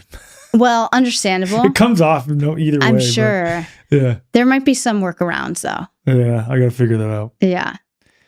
Okay, one more airway thing. I want to move on, but it's fine. It's good information for people. What is snoring typically indicative of? So, traditional medicine will say it has to do with weight. I do think that is a contributing factor. I don't think it's everything. I think it tells me a lot about the expansion of that person. And so expansion, so traditional medicine looks at it from a weight perspective. Myofunctional therapy and dentists that zone into the mouth look at it from expansion. They don't have enough expansion. They don't have enough room in the airway. Okay. Then they'll do that on somebody and they'll still be snoring. So my perspective is those two matter, very important, but what is the position of the body? Because if the body mass is super forward and their whole center of mass is forward, their head is coming forward, now we have an airway that's limited due to positioning. So if we change that body positioning where you get them more back in their heels, able to move side to side, we get their base of their skull kind of coming back and give them back that curvature in the neck that we're meant to have. We're meant to have about 30 degrees of curvature. Then we'll see a decrease in snoring. So I think it's a lot about positioning. I do think weight and airway expansion have a role, but I don't think it's everything. I think it's 3 pieces of that puzzle. Got it. After we go fully up the chain, I would like to talk about like general posture recommendations and things like that too, if we could. Most healthcare today operates on an outdated mechanistic model, treating the body like a battlefield rather than a self-healing system. You wait months for an appointment only to receive a rush diagnosis that labels you rather than truly understanding your unique health. Even in holistic health, many practitioners rely on endless lab tests and supplement protocols, addressing symptoms instead of the root cause. And the result? Another prescription or supplement regimen that merely suppresses or masks symptoms rather than facilitating true healing, whether the imbalance was physical, emotional, energetic, or a mix of all 3. And that's why Dr. Tom Cowan co-founded the New Biology Clinic, to offer something radically different. As one of the most respected natural health doctors in the world, Dr. Cowan has spent decades challenging conventional medicine and advancing a deeper understanding of human biology, water, and natural health. His work isn't just about rejecting the mainstream, it's about offering a more truthful, biologically coherent approach for healing. The New Biology Clinic recognizes that health isn't about fighting disease, it's about restoring balance. You're not a diagnosis, you're an individual with a unique story, and healing should honor that. With virtual consultations available worldwide, the clinic offers a flat-rate monthly membership that gives you direct access to practitioners who take the time to actually listen. Members also get exclusive health live streams, a resource library, and live sessions covering everything from biofield tuning and breathwork to movement and meditation, all designed to support whole body healing.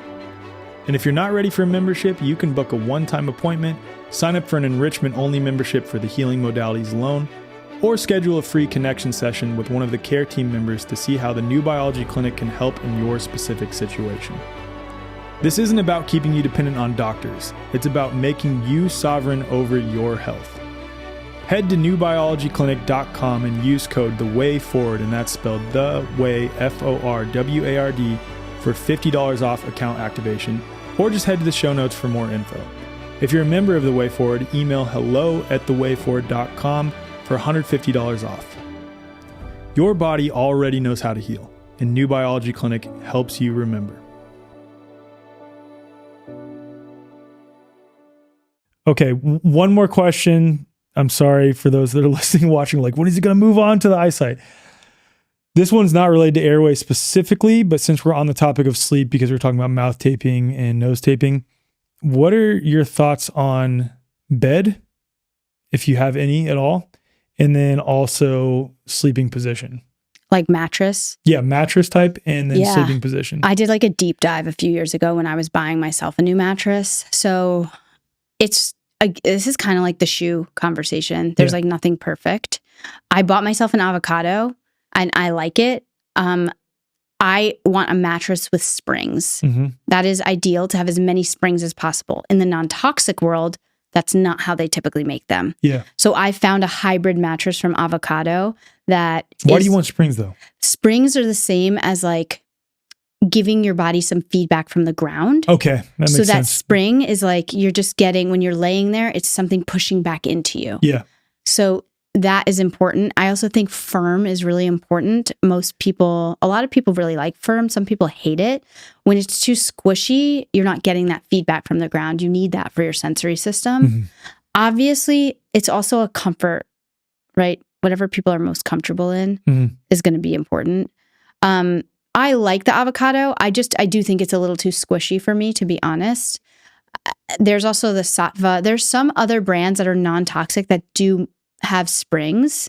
I did write an article about this. I think I'll put it on my Substack. I was thinking about that last week. So that might be We'll throw it in the available. show notes then. Yeah, because I was thinking about that because I do get that question a lot, and I want to educate on it as much as I know about it. But springs are really important and non-toxic, no VOCs, no off-gassing. That's it. That's just in my opinion. Yeah.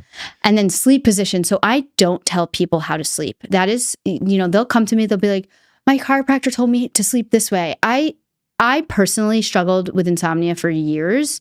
And so the last thing I would have ever wanted somebody to tell me was how to sleep, because all I cared about was falling asleep. Mm-hmm. And I know I see a lot of chronically ill patients that struggle with sleep. So I'm not going to put another thing kind of on their head. Yeah, just sleep however you're comfortable. Sleep however you're comfortable. End up with you in pain, right? One other thing people always ask me about is pillows. So this is unique about me. In 2021, I decided to stop using a pillow because I was traveling so much. It was actually more annoying to have to be like, oh, I don't like this pillow from this hotel. So I stopped using a pillow, and I talked to one of my mentors about it, and he was like, we're not meant to use pillows. Makes a lot of sense. And I've thought about that, right? Babies don't use pillows in their crib. And when did we use pillows in... Isn't that just leading to more forward head posture if you sleep on your back? And then if you sleep on your stomach, then it's releasing to you, it leads to you having more anterior pelvic tilt, right? Yeah. And in our ancestors, they didn't sleep on a pillow. If you I'm not going to tell everybody just, if you sleep on 3 pillows, you're not going to just go to sleeping on nothing. You have to slowly wean yourself down. I started with like folding up a blanket and then just eventually taking that away. And I never really have any neck complaints. I feel really good, especially since I made that change. But people cannot believe it when I tell them that. They're like, you don't have pillows? This is like, friends will come over, they'll be like, where are your pillows? I'm like, in my treatment room. You don't have any throw pillows for decoration? I do, but like on my bed, there's no pillows, right? Right. So it just looks like a bed with, so people always joke about it. But yeah, you might as well go like full Japanese style at this point and just get a bed that's like low to the ground, or just sleep on the ground. Or like on the ground. I have friends who do that, who swear by it. They only sleep on the ground. Yeah, I feel like sleeping actually on the ground, or like on something really small on the ground, that is how we're meant to sleep. Yeah. So I think so too. And it made more sense back then too. We were sleeping on dirt floors likely, which means we're literally sleeping on the earth, connected to the earth. Oh, frequency, right? They have these frequency things that you can put under your bed. And the problem that I've learned with a lot of the grounding sheets and just grounding mats is, not all, but some of them that I've explored, you're inviting dirty electricity, and you're not actually sleeping on something that is only grounded in that it's touching the ground. It likely has components of dirty electricity given all the wiring as well. That makes sense. Yeah. I mean, that makes a lot of sense. Yeah, which that part sucks. I have seen some people take a small copper wire, feed it through their window onto their bed. Yeah, so, that's kind of cool. Yeah. Yeah. Okay, finally, let's talk about eyesight now. I'm going to just let you go about eyesight. Okay. Yeah. Let's talk about like some basics. A lot of people wear glasses. Sure. Yeah. When you go to an optometrist, they typically check your prescription. So what are they looking for? They're looking for your acuity, which is known as your sight. Vision is different than sight. Being able to see that says, words right there, that is my ability to have sight, proper acuity. Vision is how well your eyes work together. Not every optometrist or ophthalmologist for sure is checking vision. I work with behavioral optometrists because they check vision. They look at sight too. We want to make sure you're driving and you could see the signs, but they're also looking at how well your eyes work together, your depth perception, your ability to track, the multiple things they're looking at. So that's number one component, because a lot of people will be like, I see just fine, I'm good. And I'm like, no, there's a lot more questions I need to ask to know how well your visual system works. So when we're thinking about vision and we're thinking about optometry, typically you go into your ophthalmologist or optometrist office. Optometrist is a little different than ophthalmologist. Ophthalmologists are, they've gone to medical school and a lot of times they could do eye surgeries, etc. They're specialized. Optometrists also specialize, but most of the time they're a little bit better at looking at vision compared to, they just are trained a little differently. Got it. Okay. Behavioral optometrists are what I work with. So you go into your ophthalmologist's office, they sit you down in the chair, they bring the phoropter up to your face, and you kind of put your head right into it. It blocks off all your peripheral vision because it's so big, and you're looking at, the poster and they're saying, what's better, 1 or 2? You're sitting down and they shut the lights off. So all of these things influence your sensory perspective of what's happening. So when they are getting your prescription, they're getting an inaccurate prescription based off your environment. Your inside, forward head posture. There you go. Cutting off your peripheral vision.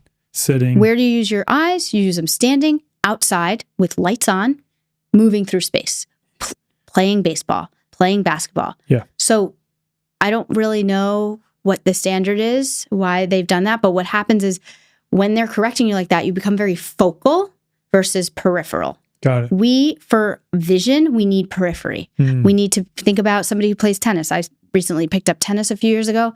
I need to see in my periphery where my partner is, make sure I'm not going to run into her. Same with basketball, for sure. Very peripheral. Yeah. So there are some sports that are very focal. Gymnastics, I was a gymnast, is quite a focal sport. You're constantly pinpoint staring at the end of the beam, to things like that. Yeah. So when it comes to that prescription, just basics, getting that prescription done, most of the time, most people that come in, I'd say about 70 to 80% of my patients are overcorrected. So that's just number one. I was overcorrected for years. It really impacted my sleep. Didn't you reverse your eyesight issues? Yeah. So I do have a prescription. I just don't really wear anything. I should wear something when I drive at night. But yeah, I did. I was negative almost 1.75 in one eye and 1.5 in the other eye, negative. And so my left eye has always been a bit worse. My story is interesting because I actually had a head injury at age 12 and age 15, I got glasses. So that is very, I see that a lot with people. And then I was in glasses from age 15 to 30. So about a couple of years ago, I stopped wearing glasses and now I don't wear anything. I do have some visual things though that I can see okay enough to get through the day. My left eye is worse. My right eye kind of takes over. But I do have some other visual issues. So I have reversed my sight problems, a lot of them. My right eye is actually plus 0.5 now. So it went the other direction. It reversed so much, it went the other direction. Wow. And that is just due to positioning and then some dental stuff when I did that dental appliance. And we see that a lot with people. So in general, a lot of people are wearing the wrong prescription. They're walking around in that. It's tensioning their whole body up. So they're wearing that a lot of times, a distance prescription, they're wearing it on a computer. That's going to tone your body up. So making sure you go get a proper refraction. A refraction is when you sit down and you do the exam. That is something that from a low-hanging fruit is really important. How many eye doctors actually offer something like that though?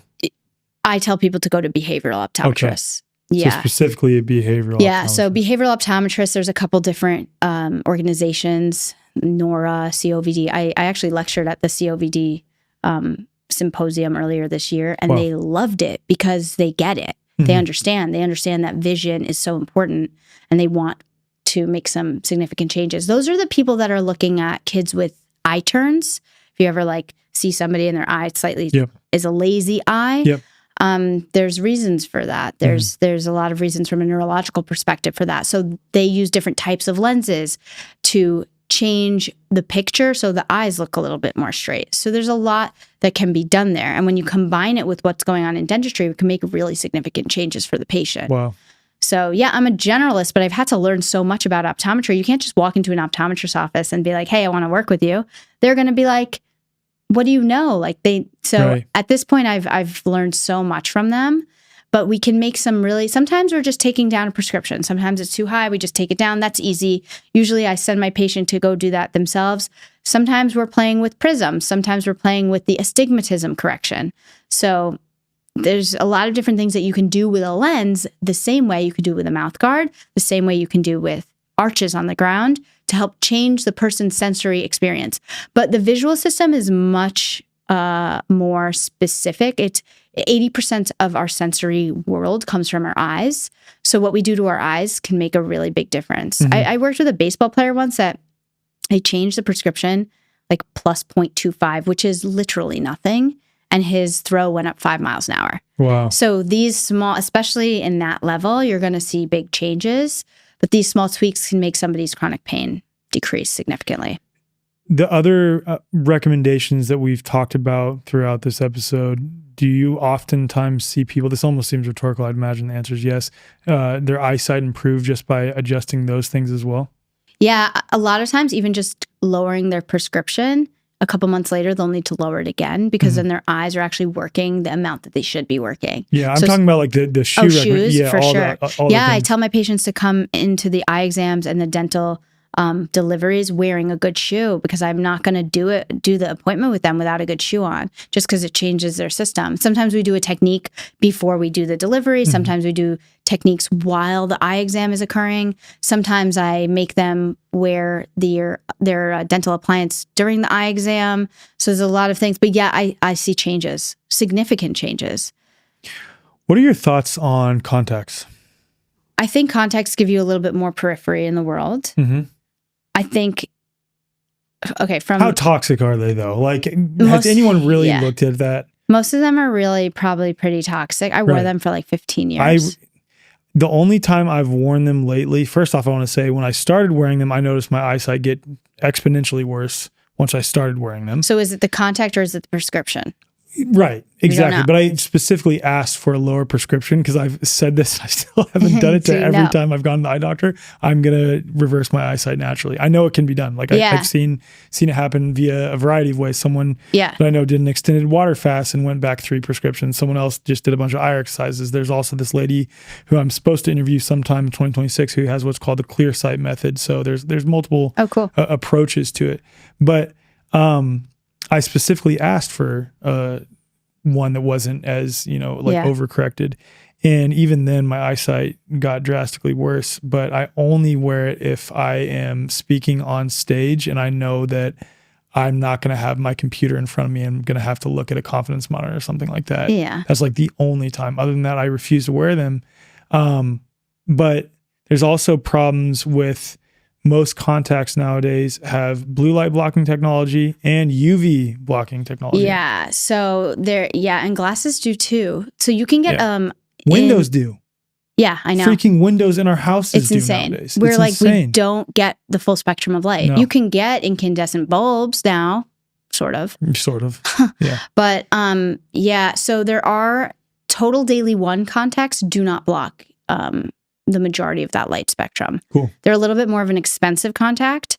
It's actually funny because I was so allergic to most contacts I tried that was the only brand I could get. So growing up, I wore contacts, but I wore total daily ones. So it's interesting. And then mainly because they were clearly toxic if I was having an allergic response to them. Like my eyes would get super itchy and they would pop out. So I couldn't wear like AccuView. And then there's glasses also block UV light, but you can get something called the CR39 lens, and it's a cheaper lens than polycarbonate. Polycarbonate's not great, and that's what most glasses are made of, polycarbonate lenses. And so CR39 are cheaper, and that doesn't block UV light. So there are options out there, but I will tell you for yours, and sometimes I see this, sometimes actually, if you go to a really good optometrist, the lens prescription that they'll give you will help you reverse it. So I wore something like about a year ago and it definitely helped me change. It actually changed more about how my feet and ankles felt on the ground. Really? Yes, because your eyes and your ankles are and feet are directly linked. Interesting. Because how are you going to know where to walk if your eyes don't sense it from your environment first? That makes a lot of sense. So when I hear that's interesting because my right foot turns out and my right eye is bad. Maybe, could be related. Anytime I hear ankle rolling, we were just talking about your ankle injury, I'm automatically thinking, what are the eyes doing? If I hear chronic ankle rolls, that tells me something. Yeah.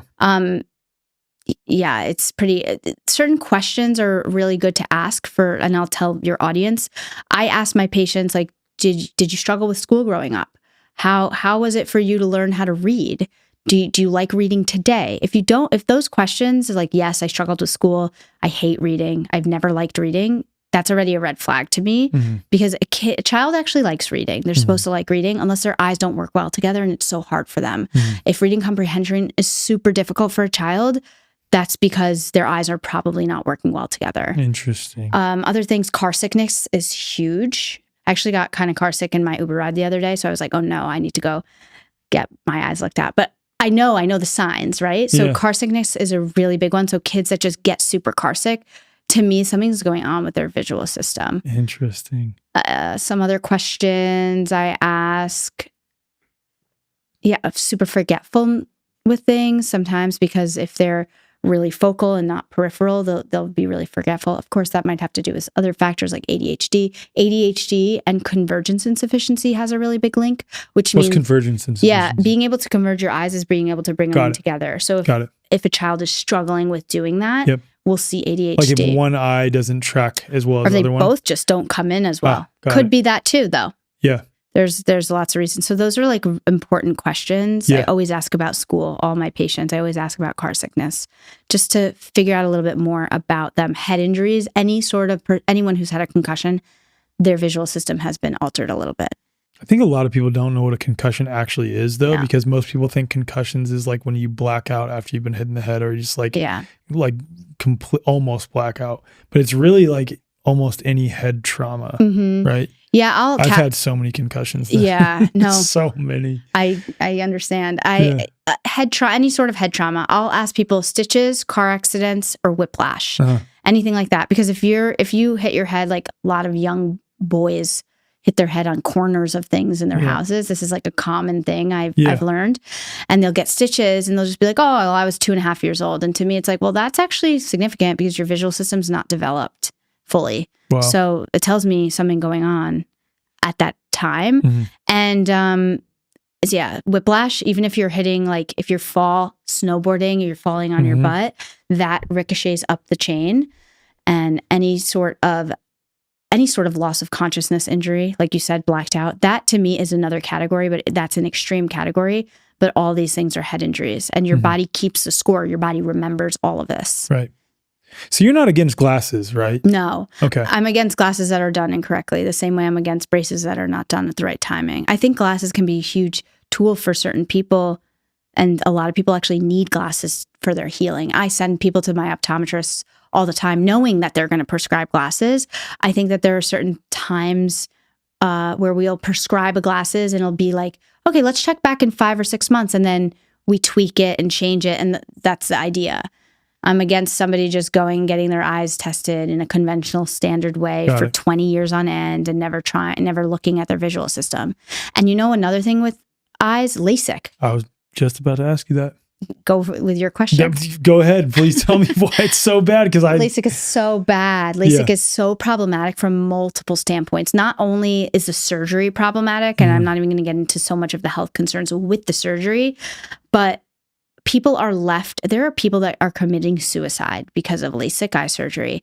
And this is more common than people might think. Really? Yes, because if you have a binocular vision dysfunction, any sort of eye issue, any sort of tracking issue or eyes not working, teaming together issue, they're not testing that before you go get LASIK. You're not going to a behavioral optometrist before you go get LASIK. So this issue might go underlying as a really significant issue. You could have struggled with school. You could have had all these red flags and it just wasn't picked up. And maybe you had a concussion that gave you some sort of palsy in a cranial nerve, and maybe now your eyes aren't perfect. And then they'll say, okay, you see just fine. You can read the letters. Let's do LASIK eye surgery because you're annoyed with wearing contacts every day or wearing glasses every day. And they do LASIK, and then these people are waking up with extreme problems, dizziness, vertigo, double vision. Their surroundings are different. You're altering your most important sense, your visual system. So from a perspective of that's problematic. I will also see patients struggle. I just had a patient a few weeks ago. He was like, it took me 2 years to get comfortable with my new LASIK prescription. I was like, that's not normal. Right. Nothing about that is normal. You shouldn't feel like that. A lot of times LASIK is overprescribed, so they do the wrong prescription because they're going off of the same body posture position, and they're not looking at it outside. They're just, they do out of context. Right. Yeah. So it's not a proper prescription. Yeah. And then from a body perspective, from a postural perspective, it all goes back to that internal asymmetry. If your body's pulled over here, and then we'll usually see cranium torque in a different position, now we're correcting one eye differently than the other versus getting the body what we call neutral and then re-examining. So when I send people to the optometrist, the goal is to make sure the body's neutral when we're giving them the new prescription. So they're getting more accurate prescription. So LASIK is super problematic. It's a real problem. I think another element with LASIK too is because it's changing the cornea fundamentally. It's changing the way the eye processes light, Yes. which is ultimately disrupting our circadian rhythm. Yeah, cataracts does too, because cataracts are replacing your lens. Yeah. And there is a type of cataract lens you can get that doesn't disrupt the UV, but that's not what they're typically recommending. Right. And I did a deep dive on cataracts like a year ago when my mom had to have it done, and we got it squared away. But same thing, something else with vision is when people get older, they start to have presbyopia symptoms, meaning they don't see well up close, they don't see so well far away. So let's just give them a prescription that's a progressive. So they'll do a multifocal, they'll do a progressive. Your brain is literally not meant for that. Your brain is meant to see in the distance and to accommodate to see up close and then to go back to the distance. If you give somebody multiple prescriptions in one lens, that is very confusing for the brain. Yeah. To switch back and forth to that degree. Yeah. Or even in a pair of glasses. Yeah. These people, I see them in Manhattan walking outside. They're wearing a progressive. So now they have the ground coming up towards them and they have to extend their entire body posture to remain upright. And not to mention how much neck movement happens when you're wearing a progressive. And a more old school approach is something called monovision, which is literally when I hear anybody come into the clinic that tells me they have monovision, I'm like, okay, well, we're starting there, because it is the worst thing that I see in the clinic. It is when that is happening, presbyopia is occurring, and they decide, it's a very old school approach, they decide to correct one eye to see up close and one eye to see far away. Wow. And they'll choose an eye to be your dominant eye. That is insane. I know, but I've never heard of that. It still happens. What? It's much more common with like older humans, but I've seen it. That's wild. And it's really hard. And sometimes they do that with LASIK. So now they're gluing that onto your Wait, eye. what? They do monovision with LASIK? Yeah. They push the That's multifocal so for LASIK all the time. They were trying to get somebody I know to get multifocal LASIK cataracts. And I was like, why would you do that? You've never even worn a progressive glasses. That's insane. And that's more expensive, the multifocals. So of course they want to push that. But of course, you know, I made sure. But yeah, monovision is pretty crazy. I have a Substack article written on that too, because that's just, people need the education. It's just hidden information. So yeah. All right. Is that sufficient for vision? I think so. Okay. I want to talk about facial symmetry. We touched on it a little bit, and then talk about just the more, now that we have like a fuller picture of all the things that go into posture and body mechanics, some postural corrections that can be made to get to a neutral position, given all that context. Sure. So facial symmetry is going to go along with body symmetry. Usually we'll see people that have really asymmetrical faces. They also have really asymmetrical bodies. So it's the same thing. I'm looking at the sensory system. I'm looking at the respiratory system. I'm working with both to integrate that into the nervous system to make changes. And like I said earlier, posture and asymmetry is really one of the later things to change, but we make changes. We make changes faster than if you're going to a regular PT with pain, who does a traditional approach. This alternative method is going to make changes, but we have to integrate with the sensory system. And we will see a lot of, everyone's a little different. There's different things we see. When I see a left eye that's slightly higher than the right eye, I know that person's most likely had some head injuries due to just my education. I can look at some people and I can see certain things. When I see one ear flared compared to the right, I know what's going on with the temporal bones. Wow. We see jaw deviation that also can contribute with what's going on with the temporal bones. If the jaw's going to the right versus the left, it means something different.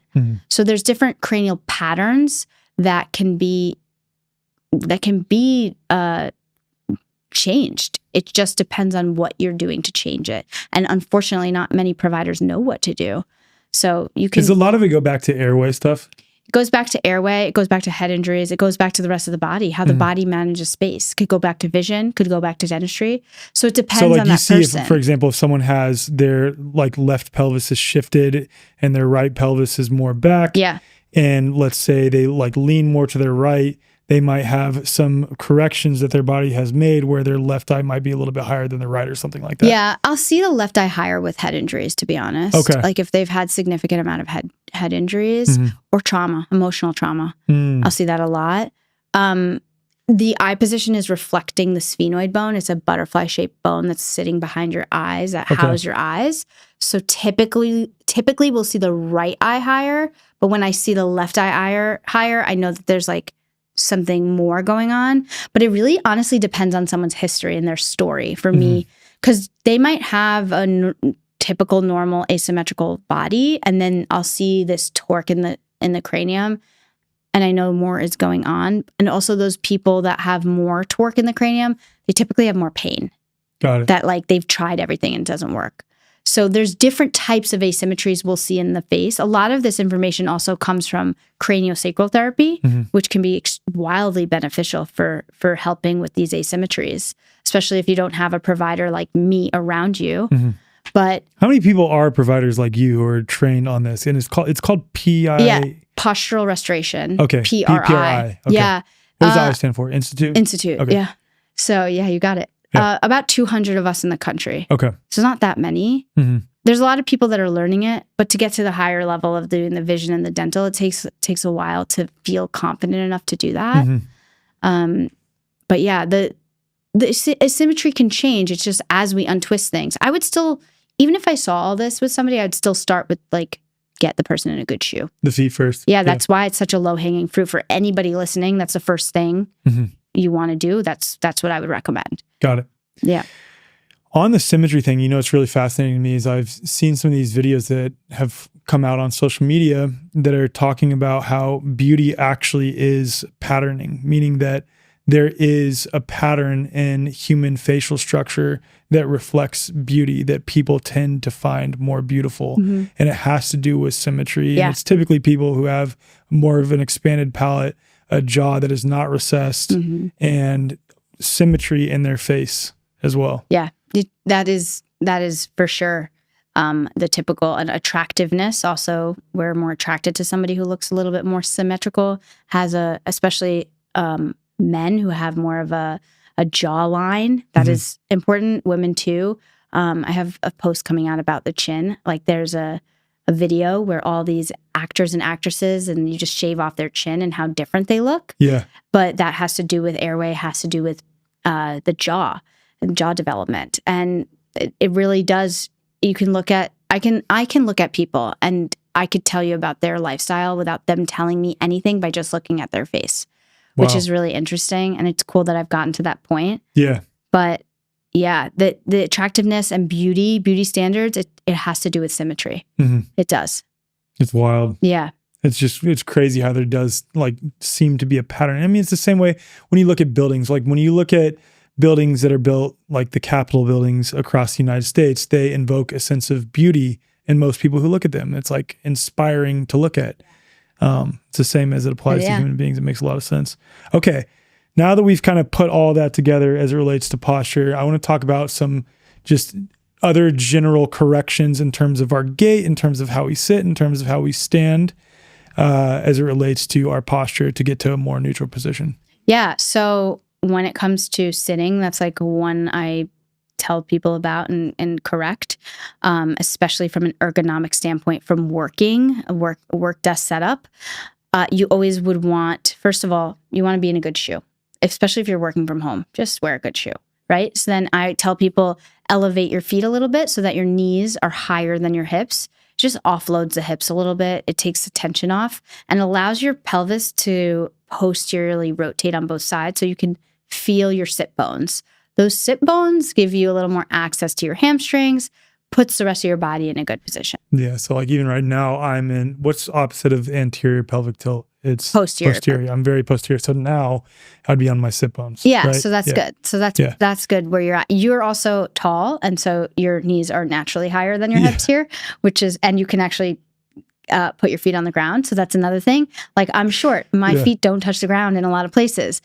You want those feet to touch the ground. Even in baby high chairs, when they're eating, a lot of the times they don't have a platform for their feet. And that's wild to me because you want to digest well. You want your feet on the ground. Interesting. So actually, sometimes I'll eat standing, especially when I'm at home, because it's better for my digestive system to have your feet on the ground. So some tidbits there. So yeah, just elevating your feet. When I work at home, I have a little platform. I lift my feet up.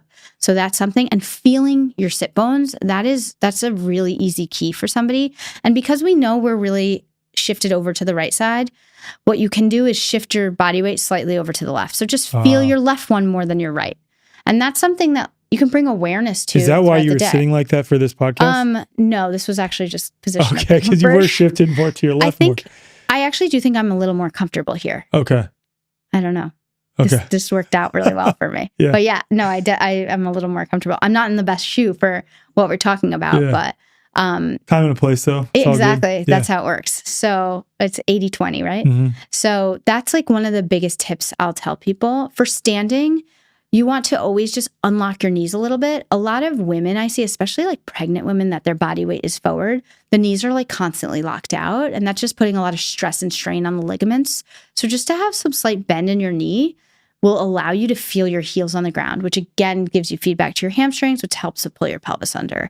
So that's like a very easy fix. If you're standing in line at the grocery store, you just unlock your knees, feel your heels on the ground. And those are like pretty solid, low-hanging fruit to just get people started so that people can feel some of the pressure changes in their body. And then like we mentioned before, even just doing that exhale that we talked about, that will make a significant difference for a lot of people and how they feel internally. Plus a good shoe, like that's so just focusing on exhale more than the inhale, essentially. Yeah. And I don't correct people's gait. Like I don't tell people to change anything. If I were to say anything, I would say swing your arms. Okay. That's the biggest thing. Make sure you swing your arms. Do not have your head looking down at your cell phone. Most people will carry their phones in their right hand, stare down at their phone. Swing your arms. Don't hold anything in your hands. That's what I would do. You know, a lot of women wear purses, switch sides, don't only use it on one side. Try to always wear it on the other side too, even if it's uncomfortable. So a lot of times when we wear that purse, it'll be on the right side, most people, and then that right arm doesn't swing, which a lot of times is already limited. There's a whole reason why, but you just want your arms swinging on both sides because it helps to move your thorax. Mm-hmm. So those are my tips. Got it. Another thing that I see happen with people who tend to have rolled shoulders and forward head posture is they'll try to do these like self-corrections, drawing their shoulders back, and even do some corrections against the wall where they'll like tuck their chin in to, you know what I'm talking about? I know exactly what you're talking about. What are your thoughts on that? Yeah, I'm really against all of that because it's just forcing you into more of an extended position. So every time you bring your shoulders back and together, your rib cage, your forward anterior rib cage pushes out. And so we're extending even further. And that's the same cycle of being an extension. So what a lot of our breathing techniques do is they put you in what's called systemic flexion. You're rounded and you're breathing into your back and into your chest and teaching you how to breathe in a very different position. The chin tuck thing too, I find very problematic because if you have a forward head posture and you're just chin tucking, you're not going to make significant change down the chain at all. And you're actually just cutting off your airway. So we do a lot of breathing techniques with a towel roll underneath the neck to bring the head back in space. And that's really where we're going to see some change is getting the ribs down and elongating these neck muscles, getting the obliques on. We can make some change, getting airflow moving in different positions. Yeah, it's such a flip on what I've thought before, right? Because I've always thought, okay, if we're sitting in this position a lot, right, then what we want to do is correct on our own by doing this. Yeah. No, I know. I was a gymnast, so I did that majority of my developing years. So even though if you test my body, what we call hold neutrality, I will still look like that because I did that during developing years, which is fine. But that to me is not good posture. Good posture is having your ears over your shoulders, over your hips, over your ankles, and having that. I hate the word alignment, but it is alignment. Right. Having that position where you're stacked, and also good posture is being able to come onto your right side when you stand on your right leg, and then being able to come to center and being able to come to the left side. Our body has to organize itself over each side, meaning pelvis has to do one thing on the right side while opposite is happening on the left side. Rib cage has to do one thing on the right, opposite on the left. Same with the neck. So we have to organize our body on the right, come to center, organize on the left. That to me is posture. It's not, okay, if I see shoulders rounding, then I know that person's in so much extension that their brain is like, well, we can't breathe, so let's just bring our shoulders forward. Wow. Yeah. So they're in too much extension. With Yeah. what? They use those people that are really, really rounded cannot breathe. Wow. And their heads come forward to find air. Yeah, it makes sense. Yeah.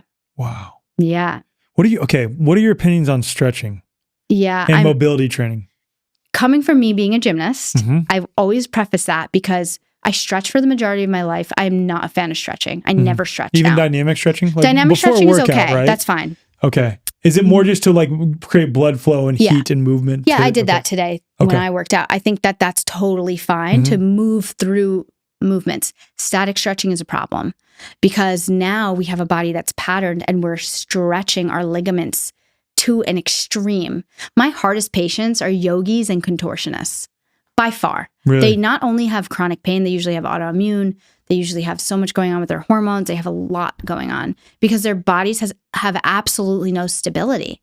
They have no groundedness. So they're hypermobile, hyperflexible. Beyond. Hypermobile patients are difficult. You have to give them groundedness. And sometimes these patients, you give them groundedness and their brain freaks out, doesn't know what to do with it. So.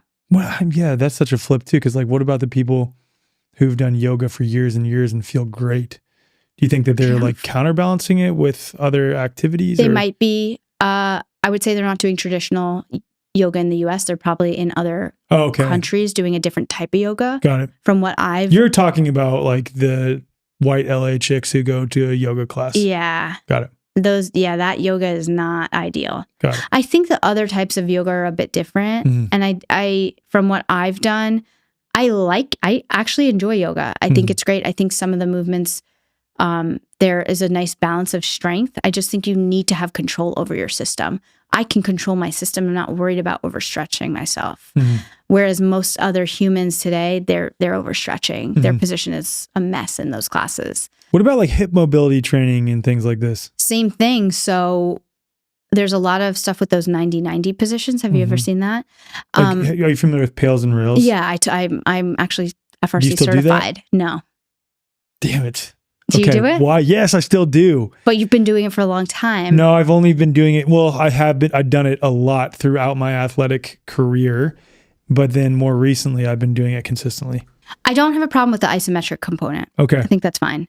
I think the rails is a little too extreme, to be honest, because what is going on with the positioning in the first place? If you're doing, for your audience, pails and rails are like this type of contraction and then release, but you're still contracting. I took it so long ago, I don't even remember the details, but it's this type of training method to help you get more range of motion, essentially.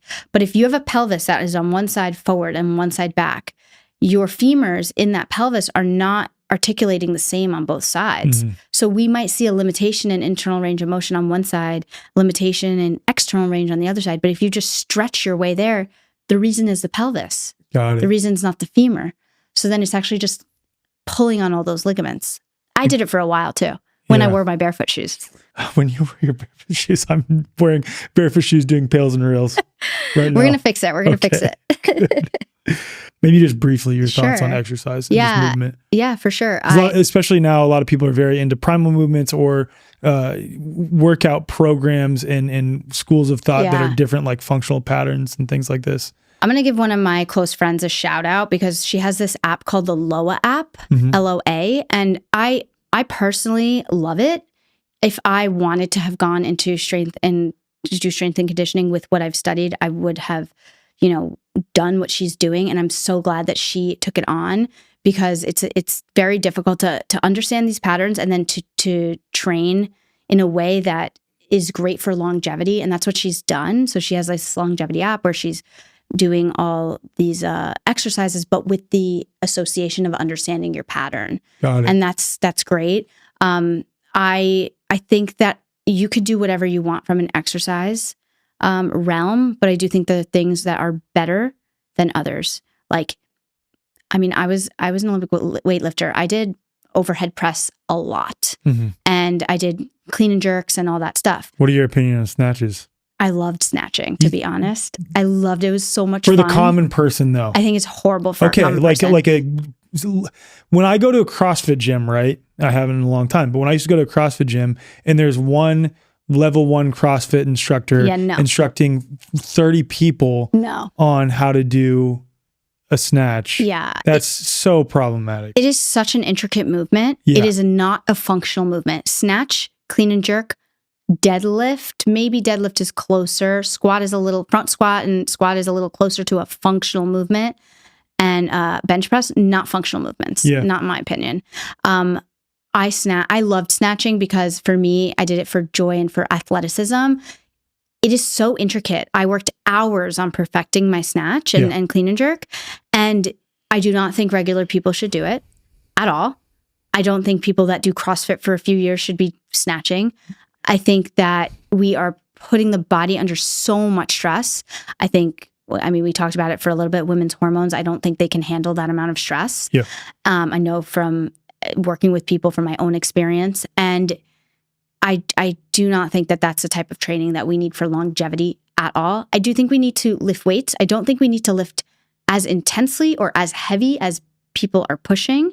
I think lifting weights is very important because I think that's what our ancestors did. I think that in different ways. They weren't actually in a gym lifting weights. They were just moving heavy boulders. Objects. Yep. Right. So I think that that's a really important thing to think about. But I think from everything we talked about in this episode, just understanding that there's an asymmetrical influence on the body. If you understand bits and pieces of that, you can train according to that. So even rows, right?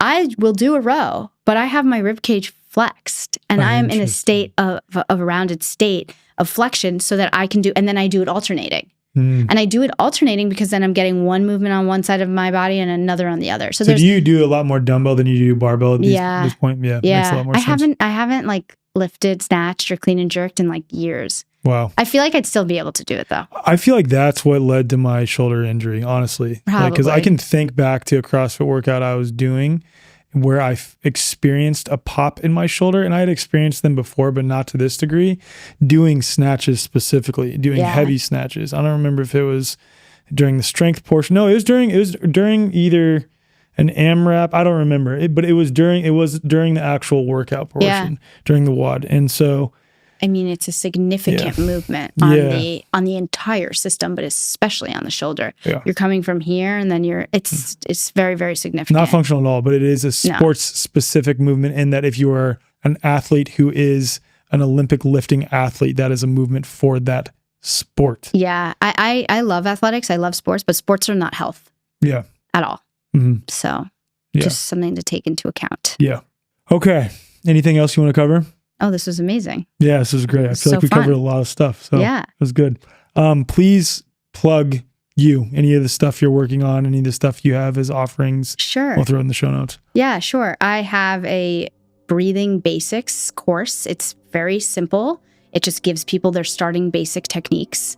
And that's where I tell everybody to start. I also have a course on dentistry and a course on optometry that gives you a lot more in depth of what we just talked about. But I always tell people to start with the breathing basics.